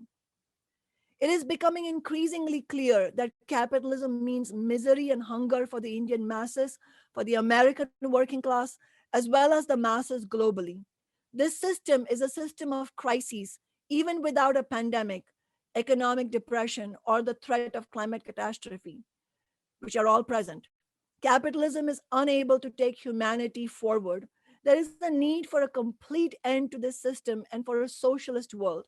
The hundreds of millions of workers in India, including India's labor movement, should build solidarity with the rural masses to become a formidable army against the capitalist class and to fight for socialism in India. And the best way for us to help this happen in India is for workers and the labor rank and file, for Marxist and revolutionary activists internationally to organize ourselves, in the United States and Latin America, in Europe, elsewhere, in order to lay the foundations for the socialist change that is urgently needed if we are to end global poverty, racism, sexism, and avoid climate catastrophe. Thank you, and solidarity. Thank you very much, Shama. That was absolutely fascinating and really gave us an insight into the struggles which have been going on in the US and some of those which are ahead of us. I'm going to move on now to our final speaker, who we are really, really happy to have with us. Jeremy Corbyn probably needs no introduction to most of you. Whether representing the people of Islington North in London as their hugely popular MP for the last 38 years, or serving as leader of the Labour Party between 2015 and 2020, he's been unwavering in his commitment to social justice and equality. He's speaking to us today, however, as a representative of an exciting new initiative which he launched just a few days ago. The official launch happened, the Peace and Justice Project. The aims of the project reflect Jeremy's commitment to international solidarity and his deeply held understanding that international solidarity always needs to be anti-imperialist, anti-racist, and anti-war. So I'll hand over to you, Jeremy. Thank you.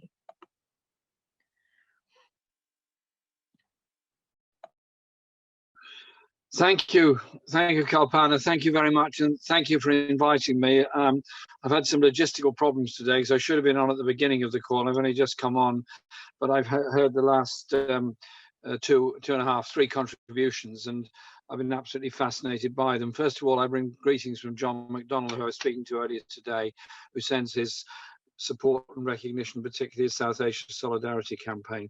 Before I talk about the Project of Peace and Justice, I think we should just set what we're discussing about in a global context. The Director General of the World Health Organization said on Thursday that the world is facing a moral catastrophe, in that 49 of the richest countries in the world have now got vaccinations considerably available, not universal, but getting there, for Corona-19. The poorest countries in the world have got hardly any and not likely to get any. People in refugee camps are not likely to get any very soon. And there are many places around the world that are going to suffer grievously from this. What Corona has shown is the inequality of the world in health matters as well as in social matters. And so it is important that within the political context in which we work, do we educate people into an international thinking and context and recognize that to achieve social justice in our own societies, we have to do something about the way in which the world economy is operating. The 1980s saw the growth of structure adjustment programs all across the what was euphemistically called the developing world, when the World Bank and IMF would go in, sell off state-owned assets, open up the market to agribusiness, and therefore followed by privatization. And as a result, one had very rapid growth of urban sprawl, a reduction in the productivity rates of small farmers, and a huge increase in international agricultural business. The 2000s, after the banking crisis of 2008, saw a massive program of austerity in most parts of the world. And that austerity has meant, in the case of my own country, frozen wages for 10 years. It's meant a huge cut in public expenditure, particularly by local authorities. And it's also meant a growth in inequality within our society. And that underfunding of health and public services meant that at the time the corona crisis hit at its hardest in January of last year, when it first came to attention, rather. The bed occupancy rate in Britain was 94% in the publicly owned hospitals. The reaction of the government since then has not been to test, trace, and try and eliminate COVID. It's been much more to hand out huge contracts to very big private companies. And we're now in our third lockdown, the first two having not worked particularly well. And so we now move into, I believe, a very important period of debate about the world economic prospects and how things are going. I heard some of what Amancay was saying about Bolivia, and I've known her for a long time, and I've been in Bolivia. I took a parliamentary delegation there, and I'm so full of admiration for the movement towards socialism, for fighting back after the coup, for Evo organizing from within Argentina for the election win that Mas recently had, and now his return to Bolivia. We've kept in close touch with them, and I'm pleased to say that he has sent a very nice message of support for our project. But Bolivia has been a beacon in Latin America of a country that recognizes both its cultural diversity as well as the economic needs of its people, and recognizing the need for organization in order to defeat what the big business have always done to Bolivia, that is steal the natural resources and leave the country in great poverty. And so I think we could learn a lot from the struggle of the Bolivian people and of the left in Bolivia. I've been inspired by the talk that was given by NAVKIRAN about the Indian farmers' struggle, and I've been following that as best I can. But it seems to me very fundamental that the economic direction of the government of India is very much into world markets, free market economics, and away from the post-war tradition of India, which was a state-dominated economy. There were many problems with that, but nevertheless, they saw it as a state-dominated economy, into a free market economy, which removes basic price protection or produce protection for Indian farmers. And I salute the farmers for the huge demonstrations they've mounted and the success they've had thus far, if not necessarily changing the political establishment, at least forcing the courts to recognize that the vast numbers of farmers demonstrating has made a difference. And I believe this will be a turning point in the history of mass movements in India, just as much as the killing of Dalit women and the abuse of them did lead to an increase in strength in the Dalit solidarity movement across India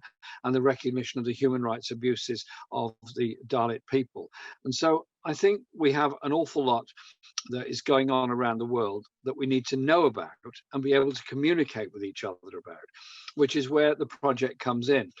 I wanted to ensure that the political gains that have been made within the Labour Party in Britain over the past 5 years in moving to an economic strategy of anti-austerity, moving to one of social justice, of public ownership of key utilities like mail, rail and water, and a national investment bank that would be prepared to invest in green industries as well as cooperatives, and giving workers the first choice of taking over a company that was going under. And there were many other aspects to our policy, including an international strategy based on human rights, peace and democracy, and absolutely turning our back on the strategies of the past, including the illegal war in Iraq and other places, and ending all arms sales to Saudi Arabia immediately in order to try and bring about a peace in Yemen. And we agreed we'd establish the Project for Peace and Justice.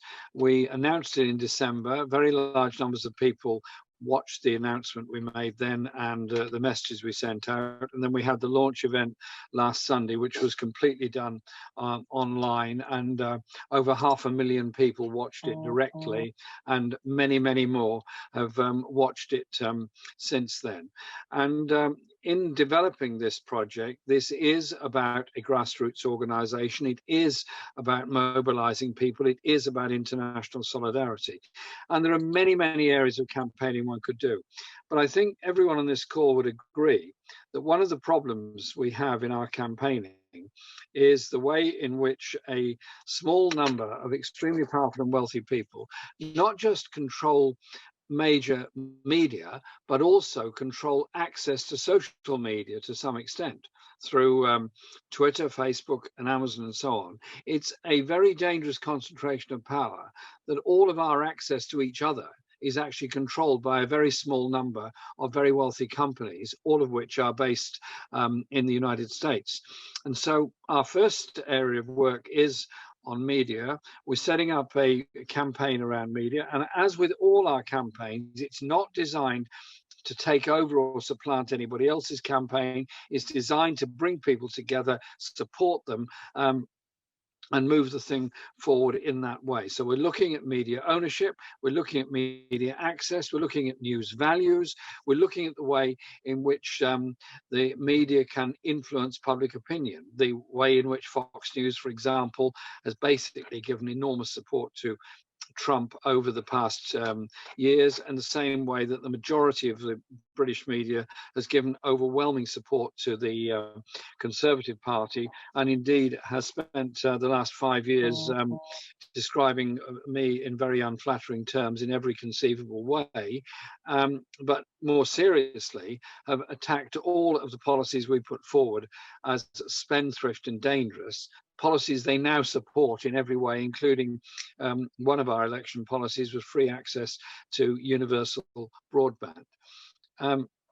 The economic injustices both within our society, within this country, and within the world have to be met by campaigning for planned economic growth, for a green industrial revolution that goes alongside it, and also for solidarity with those struggling for decent pay and wages. And I remember many years ago when the idea of the $15 an hour minimum wage in the USA was being laughed at by all of the US media. It's now become relatively mainstream, and President Biden has now said he's going to put that before Congress. I very much hope it goes through and that does become the minimum, but as a minimum, it has to be seen as a minimum, not as a basic wage. The other two areas we're looking at are, as I mentioned, the green industrial revolution. This year is COP26. The effects of climate change are massive and unfair on people across the world. Again, it's the poorest people in the poorest places that breathe the foulest air, that eat the worst food, that live in the worst living conditions and have the shortest life expectancy. But ultimately, global warming and rising sea levels are going to affect everybody. Therefore, the green industrial revolution has to be a way of challenging the environmental conditions that we have to deal with, but at the same time, redistributing power and wealth by green industrial and green energy jobs.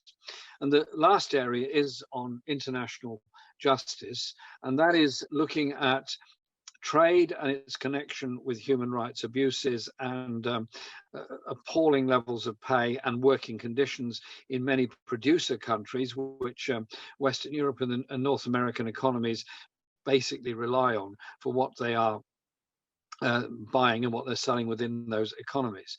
But it's also about peace and war. I mentioned the opposition to the Iraq War, which led to, I think, the first international global demonstration when we had 600 demonstrations around the world on February the 15th, 2003.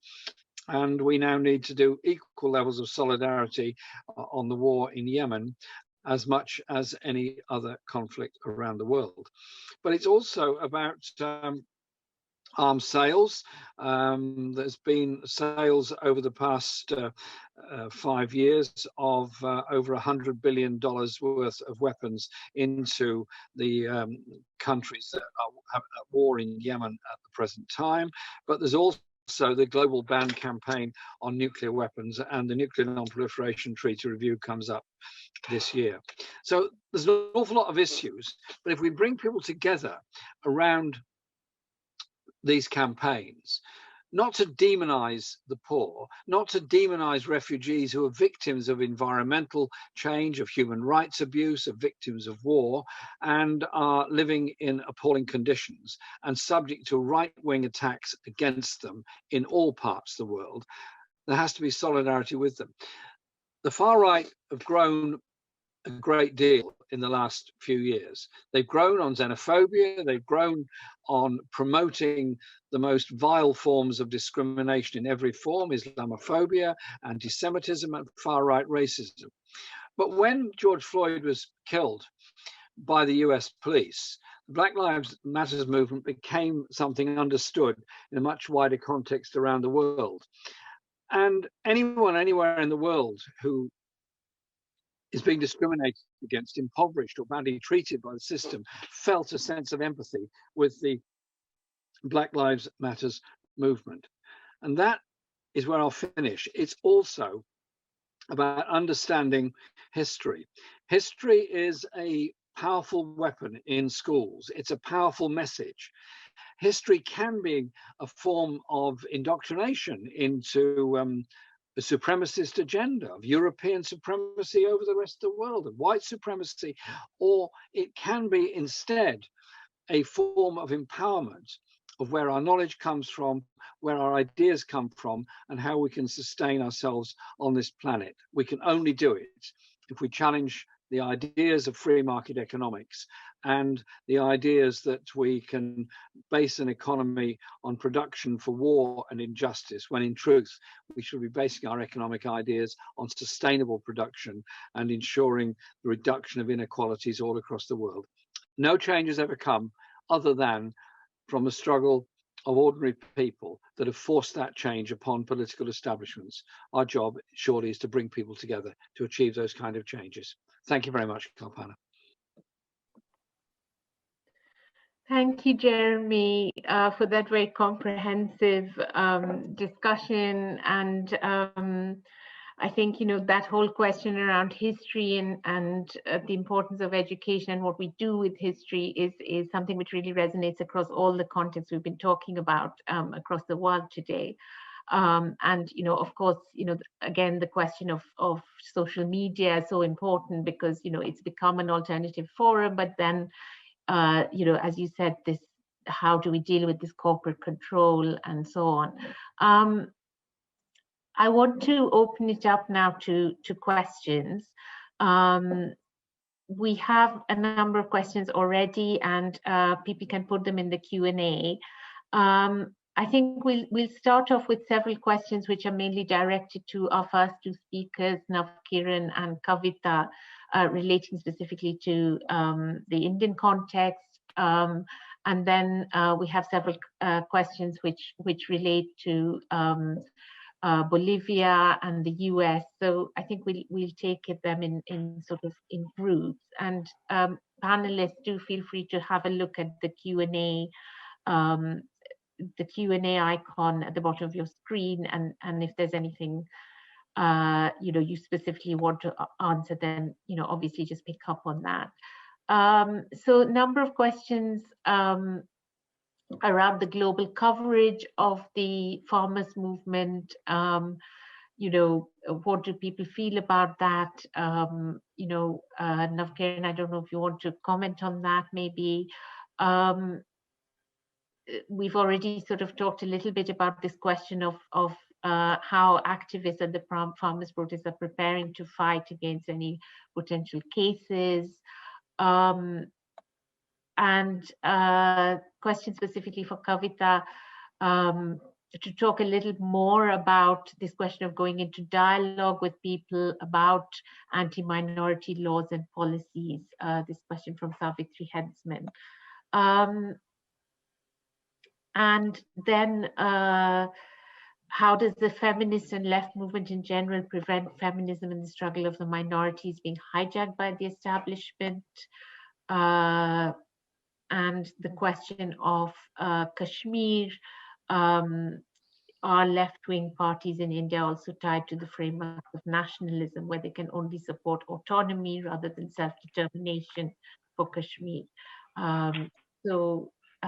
Yeah, I think I'll just NAVKIRAN, did you want to say something about the global response to the farmers' movement, and then we'll, yeah? Yeah, sure. Just 2-3 lines, and I think then Kavita can take the lead. So yes, we also feel that the whole movement is underreported, and not just globally but also in India. Only like regional media or the alternative media or like newer social media portals, and I mean these are the channels which are doing a good coverage of the movement, but the national media is not doing the same. Instead, they are trying to derail the whole movement by putting forward the false narratives. And yeah, yes, the reasons are political. Uh, and maybe not to upset Modi in case of like the other countries, and particularly in case of India, maybe not to upset Modi's friends, which are like big corporate houses. I mean, again, the reasons are political. So yeah, we also have the same problem. That's why we like came up with this idea of free press, with this idea of trolley times.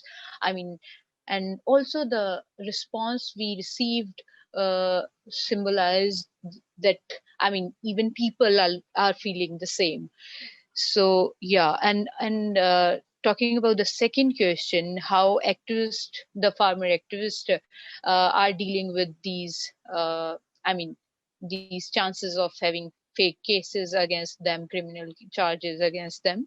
I mean, yes, we are aware of these consequences. I'm like, in the future we can have the similar situation which the anti-CA and CNPR movement has witnessed in the past. So I think, I mean, and already, I mean, there are few criminal cases that have been registered against the youngsters who were leading the march that happened on 26th and 7th of November, when people were marching from Punjab and Haryana to Delhi. So I mean, there are few cases already. So that's why I mean, in the main demand draft which these farmer movement I mean, the demands which we are fighting for, we also demanding the unconditional release of all the political prisoners, which, I mean, BJP uh, government has done in the past. So we are asking for unconditional release of all the political prisoners, and we are also like very vigilant in, I mean, in these days, because in the wake of 26th parade, we are hoping that government can uh, it can try to ignite any kind of violence which they did in the past. So yes, these apprehensions are there, and we are trying our best to, I mean, save ourselves from those apprehensions, and also we are preparing ourselves to fight against those cases also. I mean, because we think the only way to fight is, I mean, these forms of resistance. Only political fight can save us. So yeah, that's it. Right. I'll try and answer the. Should I go, Kalpana? Should I? Yes, do go ahead, Kavita. Yeah. Yeah. So I've tried to look at the Q&A and take. I listened to the questions you told me about, and I also found a couple of others. So I'll quickly try and address as many of those as I can. If I've missed Kabir's question, just tell me what it is. So I think there's one question about dialogue with Hindus and non-Muslims, and how to address, how to engage with issues of Islamophobia and so on. So I think this is really pretty central, because there's a lot of talk. You even have a lot of advice being given to opposition parties by commentaries in the media and all, which tell you that, the opposition parties should basically, they would fall into the Modi trap, the BJP trap, if they start talking about what are called Hindu-Muslim issues. You have a lot of prominent activists also saying this sometimes. And I disagree very strongly, because I think that if every issue of justice is turned into an issue of Hindu-Muslim polarization by the BJP, then you have to challenge it.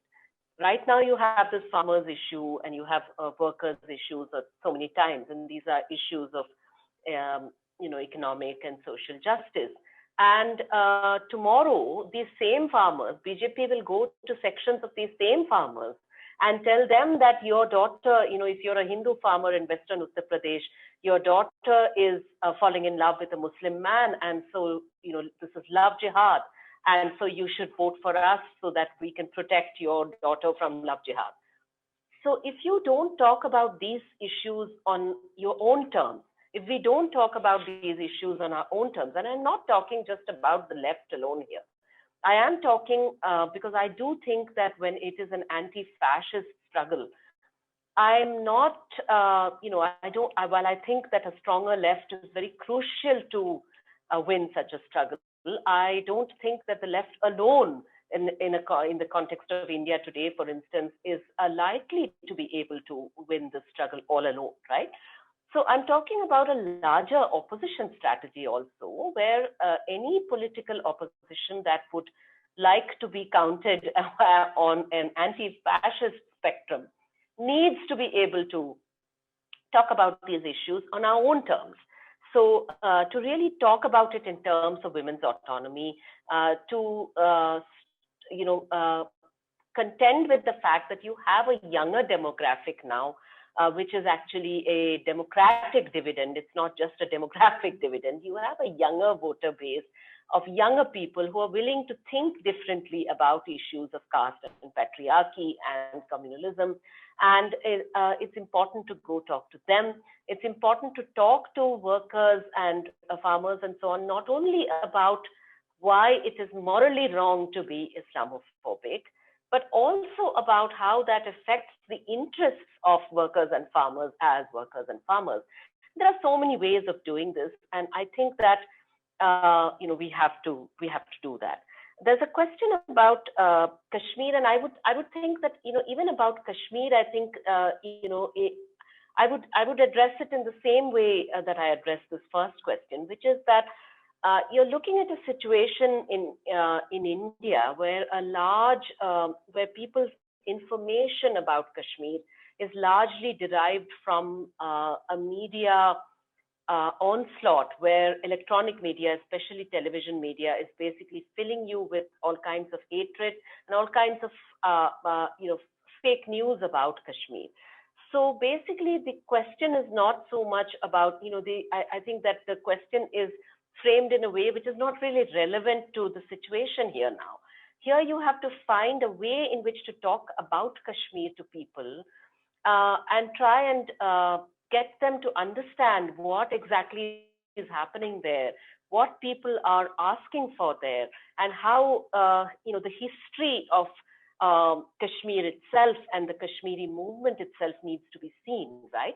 So just to give you one example, when Article 370 was abrogated, I'll just give you an instance of how we as a party address it. And I can assure you that we as a party, we don't address it in the framework of simply, saying that the Kashmiri movement has to abide, it has to be restricted within a certain framework at all, that it should not really, that its questions of self-determination and so on are illegitimate. That is not a position from which we start at all. But the point is, how do you talk about it to those who are not Kashmiri?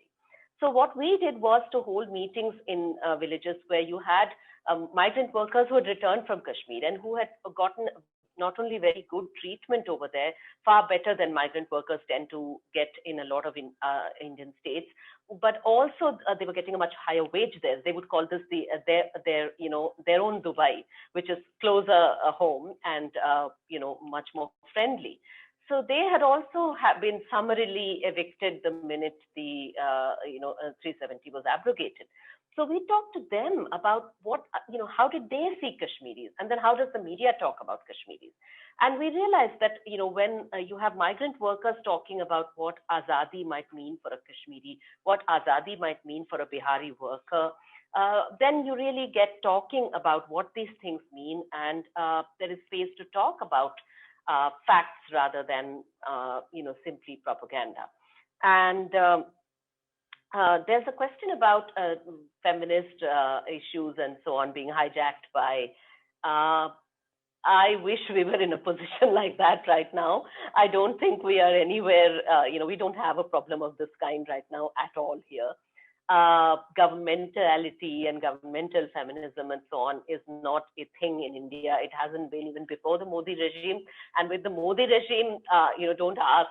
It is absolutely the most organized anti-feminist offensive that you can imagine. So what we are up against is the Modi government trying to hijack a feminist, a sort of pseudo-feminist narrative. So they will project themselves as being the saviors of Muslim women from Muslim men.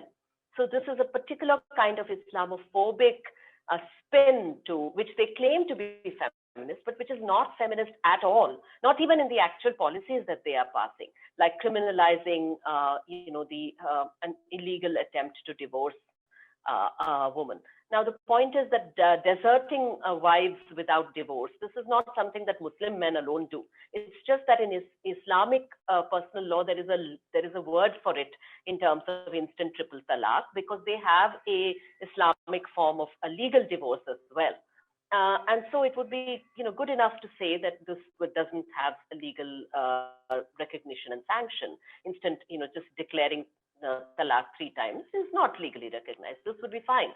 But what the government has done is to criminalize it, to have a jail term for Muslim men who can be accused, who can be arrested under a law that says where they have been accused of trying to desert their wives. The point is that there are Hindu men or Sikh men or men from any community whatsoever who are doing the same thing without even having to. There is no prescribed way in which to say I divorce you in the other personal laws, in Hindu personal law, for instance, and so they can do it without saying they're divorcing at all, right? And there's no jail term for them. So these are enormous problems, and we are up against this right now. In general, I think that if you look at a pre-Modi situation, then, again, feminist movements would be more worried about what policies would be brought in the name of women, which would actually be terribly anti-feminist, like the death penalty for rape, for instance, which the previous administration brought in, which we were completely, again, opposed to. There's a question also about changes, why doesn't the left demand changes at a policy level, more of a socialist policy in agriculture, for instance. I think that, yes, the left very much, these are very core demands of the left. For instance, land reform is an extremely central demand. And but the point is that you're in a situation right now where land reform is being reversed almost. And so you're fighting back, of course, with these advanced demands also, but also with an attempt to sort of, you're fighting against a specific offensive right now, while also, continuing a struggle for a larger goal. One last point I just want to make, which may not be addressed to me alone, but there is a question there, something to do with whether China can, offer some kind of, what kind of role China would play in South Asia and US imperialism and so on. So again, I think that would, I don't want to give a long answer here, but I just want to very briefly say that I think we are not in a Cold War type of situation here where it is easy to box various kinds of powers up into left wing and right wing and so on. For instance, while China, yes, may have weight as a sort of in terms of a multipolarity internationally, and that is fine. That's good, economically, politically, all of that. And definitely China is trying to do that in South Asia. It is trying to build better relations with various countries in South Asia and so on. And there's an attempt in India, which we have to resist, which is to try and do a sort of xenophobic kind of politics. Of course, we have to oppose all of that. But at the same time, if you're talking about Islamophobia, if you're talking about detention camps in India, if you're talking about the war on terror kind of politics, which we are seeing in India, you're also seeing that in China, aren't you? You're also seeing what is being done with the Uyghur population in China. And I think that any left that is worth its salt needs to be able to talk, clearly about these things and call a spade and not mince words about this and not foster illusions about, China's policy when it comes to these democratic issues. So I think I've covered whatever I could. Thank you, Kavitha. I'm going to move on to a couple of questions for Amancay. One is, can you tell us what the situation is in Bolivia now? Are the corporates like Bechtel still operating and threatening the people's movements and Morales? And related to that, another question was, what do you think the new US government's moves would be towards the Bolivian government now? Obviously, they're not going to just let the new government be. So what's your sense about that? Okay, thank you for the questions. First of all, I would like to thank Jeremy for being, his support has been very good and important always, but never was more important than after the coup, when the media and there were lots of propaganda, misleading propaganda, and Jeremy was able to see through and give very good statements. That's very important. And this tells us the importance of grassroots international links, that we need to connect. These type of events are very important because it educates us and it helps us to come together and see what do we have in common, what we have different. In regards to multinationals, well, it's important to remember the man who owns most cars that use lithium this is Elon Musk. He owns Tesla, and this man became more richer when Donald Trump became president, and I think he now is like 170 billion.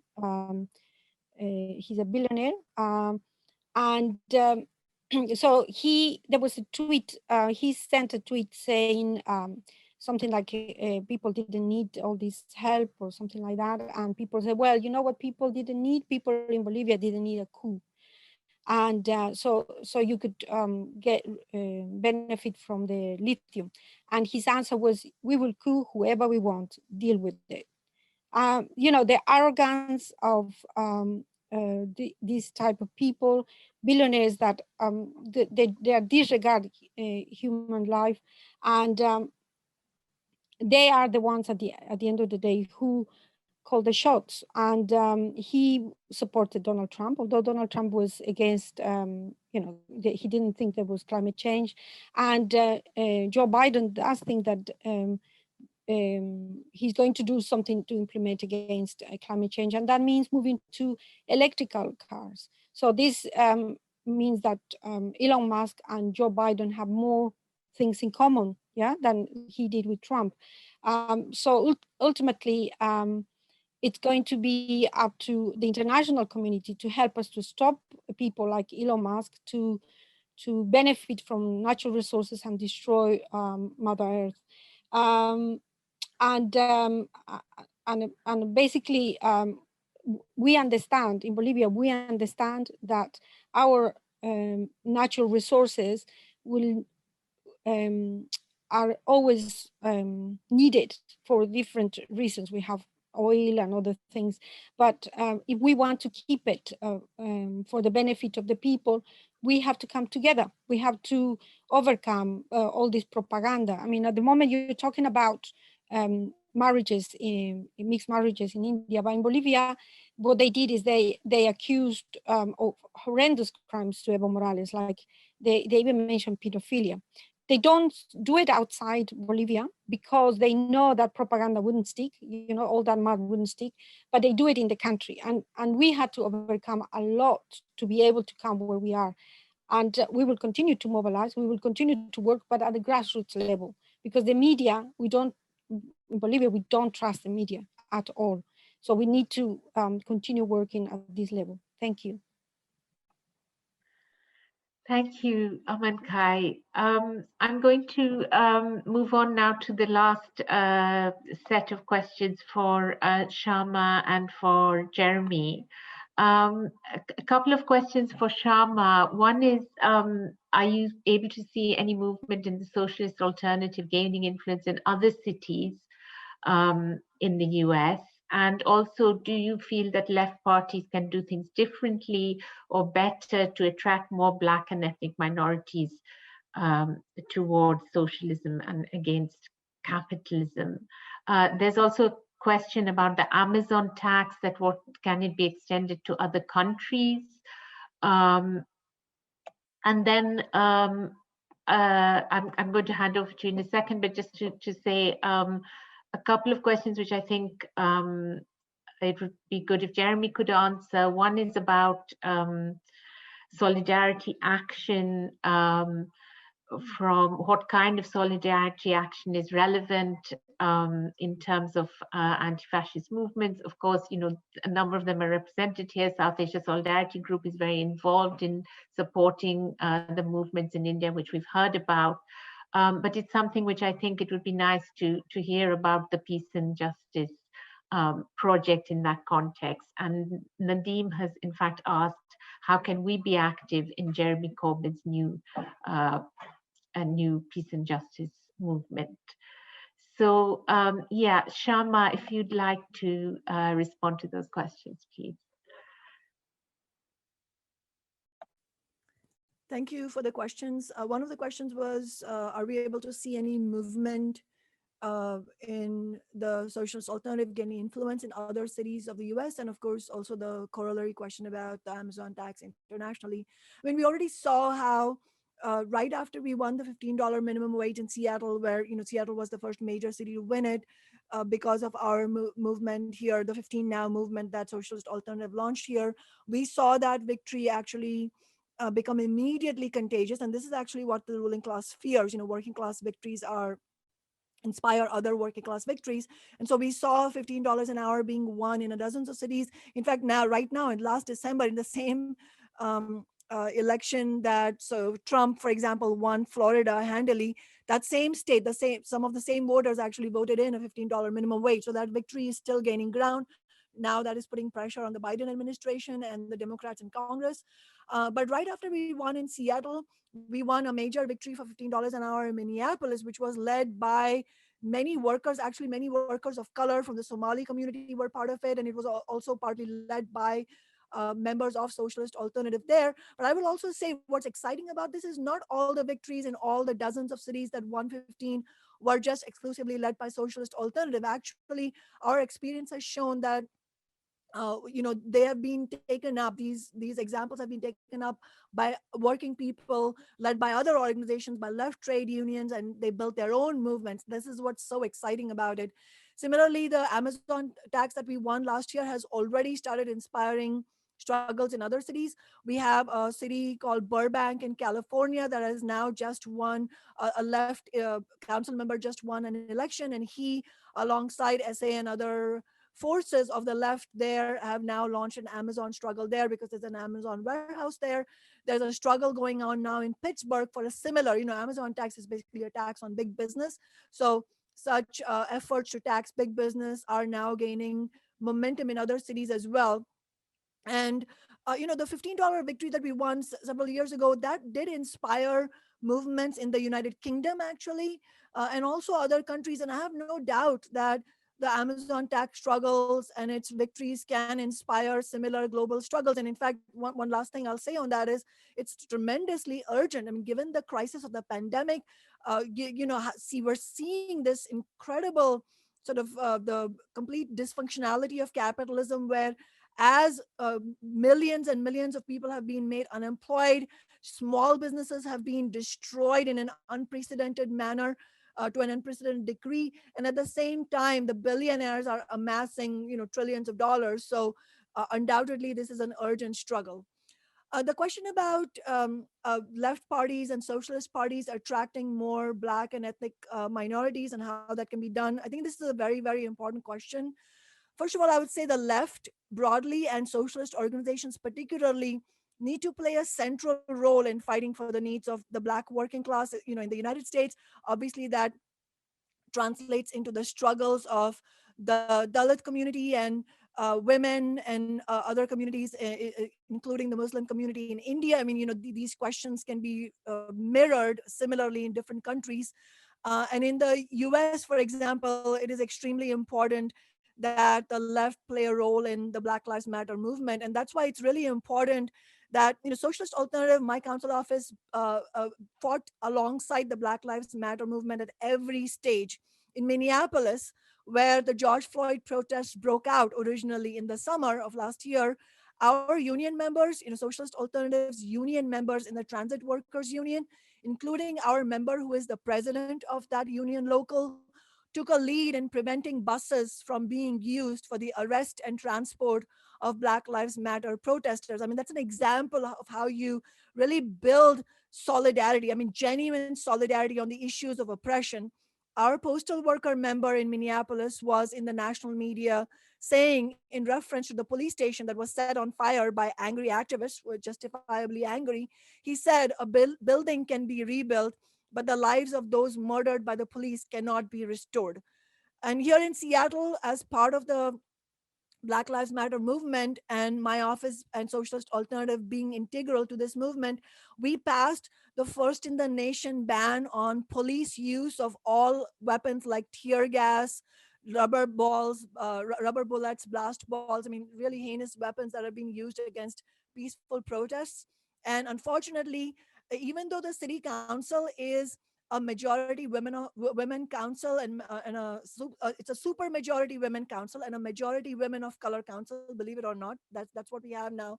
And yet I was the only council member to stand consistently with the Black Lives Matter movement, and I've been the sole vote on a number of occasions, including against the rollback of accountability measures to the police union contract, for which I was ferociously attacked. And the lesson from this is not about an individual. The question is, what role can socialist movements and socialist elected representatives play in contrast with the democratic establishment? And that's what we're showing in Seattle. All the other council members are Democratic council members. We're the only socialist office, and we are seeing a real chasm between how they are willing to not put their action to their words, whereas we stand true to our word. And that's the approach we've used from the very first day. I mentioned how the fight for the Amazon tax would not have been won without the energy of the Black Lives Matter protests themselves. One point I'll add to it. I already mentioned how it got tremendous support among Black and brown people who were at the protest. But this is important to note also, is that many other left groups, including some Democratic Socialists of America leaders, as well as some BLM leaders themselves, unfortunately said that we should not be collecting ballot initiative signatures for tax Amazon at the BLM protests. And according to them, taxing Amazon and other large corporations for affordable housing was not a quote unquote Black issue. Or Socialist Alternative disagreed with that. And we said, you know what, we should test this out. We should go to the people themselves and see what they say about it. And of course, the Black working class and the youth at the mass protests completely disagreed with the idea that the other leaders had. And as I said, we gathered 1,000 signatures a day from the protesters themselves. And that was absolutely decisive for us to win. And I'll also add an important point, which is that the identity politics offered by bourgeois parties like the Democratic Party is toxic. It's a key tool used to divide the working class. And just to clarify, when I say identity politics, I mean the neoliberal idea of superficial social shifts while not challenging the oppressions entrenched under capitalism. And AMANCAY pointed to this when she talked about how the face of the far right coup in Bolivia was a woman. And here, for example, in the Democratic Party, we see Black people and women and LGBTQ people carrying out the same policies that have been devastating for the Black community, for immigrant communities, and for women. The Obama administration continued the gutting of public education funding of the previous administration. Obama was the deporter in chief, the largest number of deportations compared to any other president. And so it is important that the left have a crucial answer, a clear answer to this kind of identity politics that is wielded as a weapon by the capitalist class, by the ruling class parties. And the only way to answer to this is to develop working class feminism and mass movements that are based on the ideas of working class feminism. I thought NAVKIRAN's account of how inside the farmer protests, the barriers of sexism that exist in broader society in India start to break down.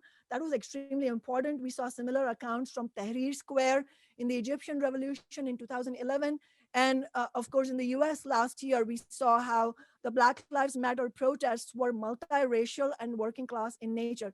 This is precisely what the capitalist class is most fearful of, where their divide and conquer strategies stops working. And that is exactly what our goal should be, to break down those barriers, but on a genuine basis, not by pretending that specific oppressions don't exist, but by socialist and left movements actually helping to play a lead role on these issues, bringing forward leaders from those communities and genuinely building a working class solidarity. And I think linked to all of this is also the question of building a mass left party that will take up these demands.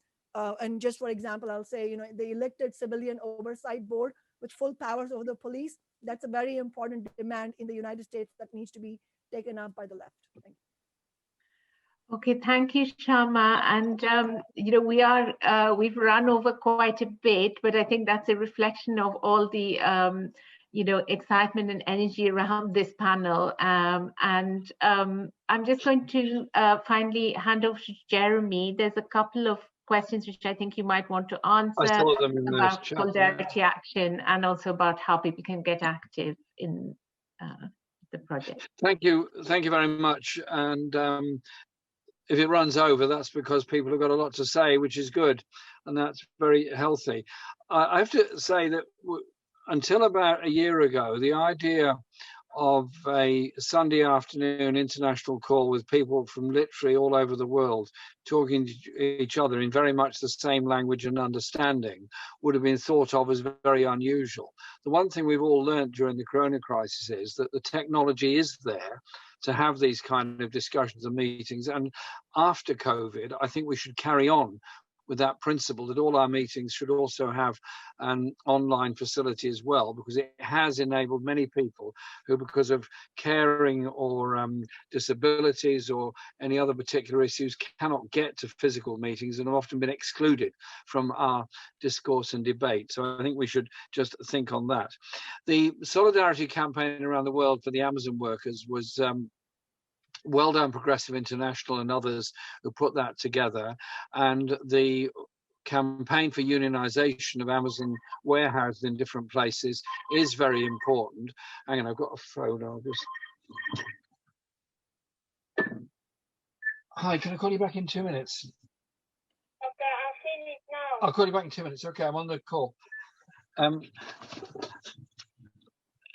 Has been very effective all around the world. Think back to when the horrors of Bhopal happened. I think it was, from memory, late 1980s, 1985, perhaps, or maybe slightly later, that when Bhopal happened, we read about it eventually in the newspapers. There was very little international solidarity mobilized around it, and there should have been. And should a similar disaster happen anywhere, then people need to be mobilized for it. So the whole point behind our project is that we mobilize people at a grassroots level to activate and organize themselves. So go on to corbynproject.com/action, or go onto the website for the Project for Peace and Justice, and we will be able to obviously be in touch and with the ideas that we're promoting, but above all, organizing the meeting so that we can do stuff together. I'm very excited by this project. Our first initiative is on media, because I think the ability to communicate with each other is absolutely vital, and to communicate in a way that mobilizes people. The language of disempowerment, the language of arrogance of some of the mainstream media is utterly unbelievable. It disempowers people, it doesn't empower them. And surely what we're about is empowerment.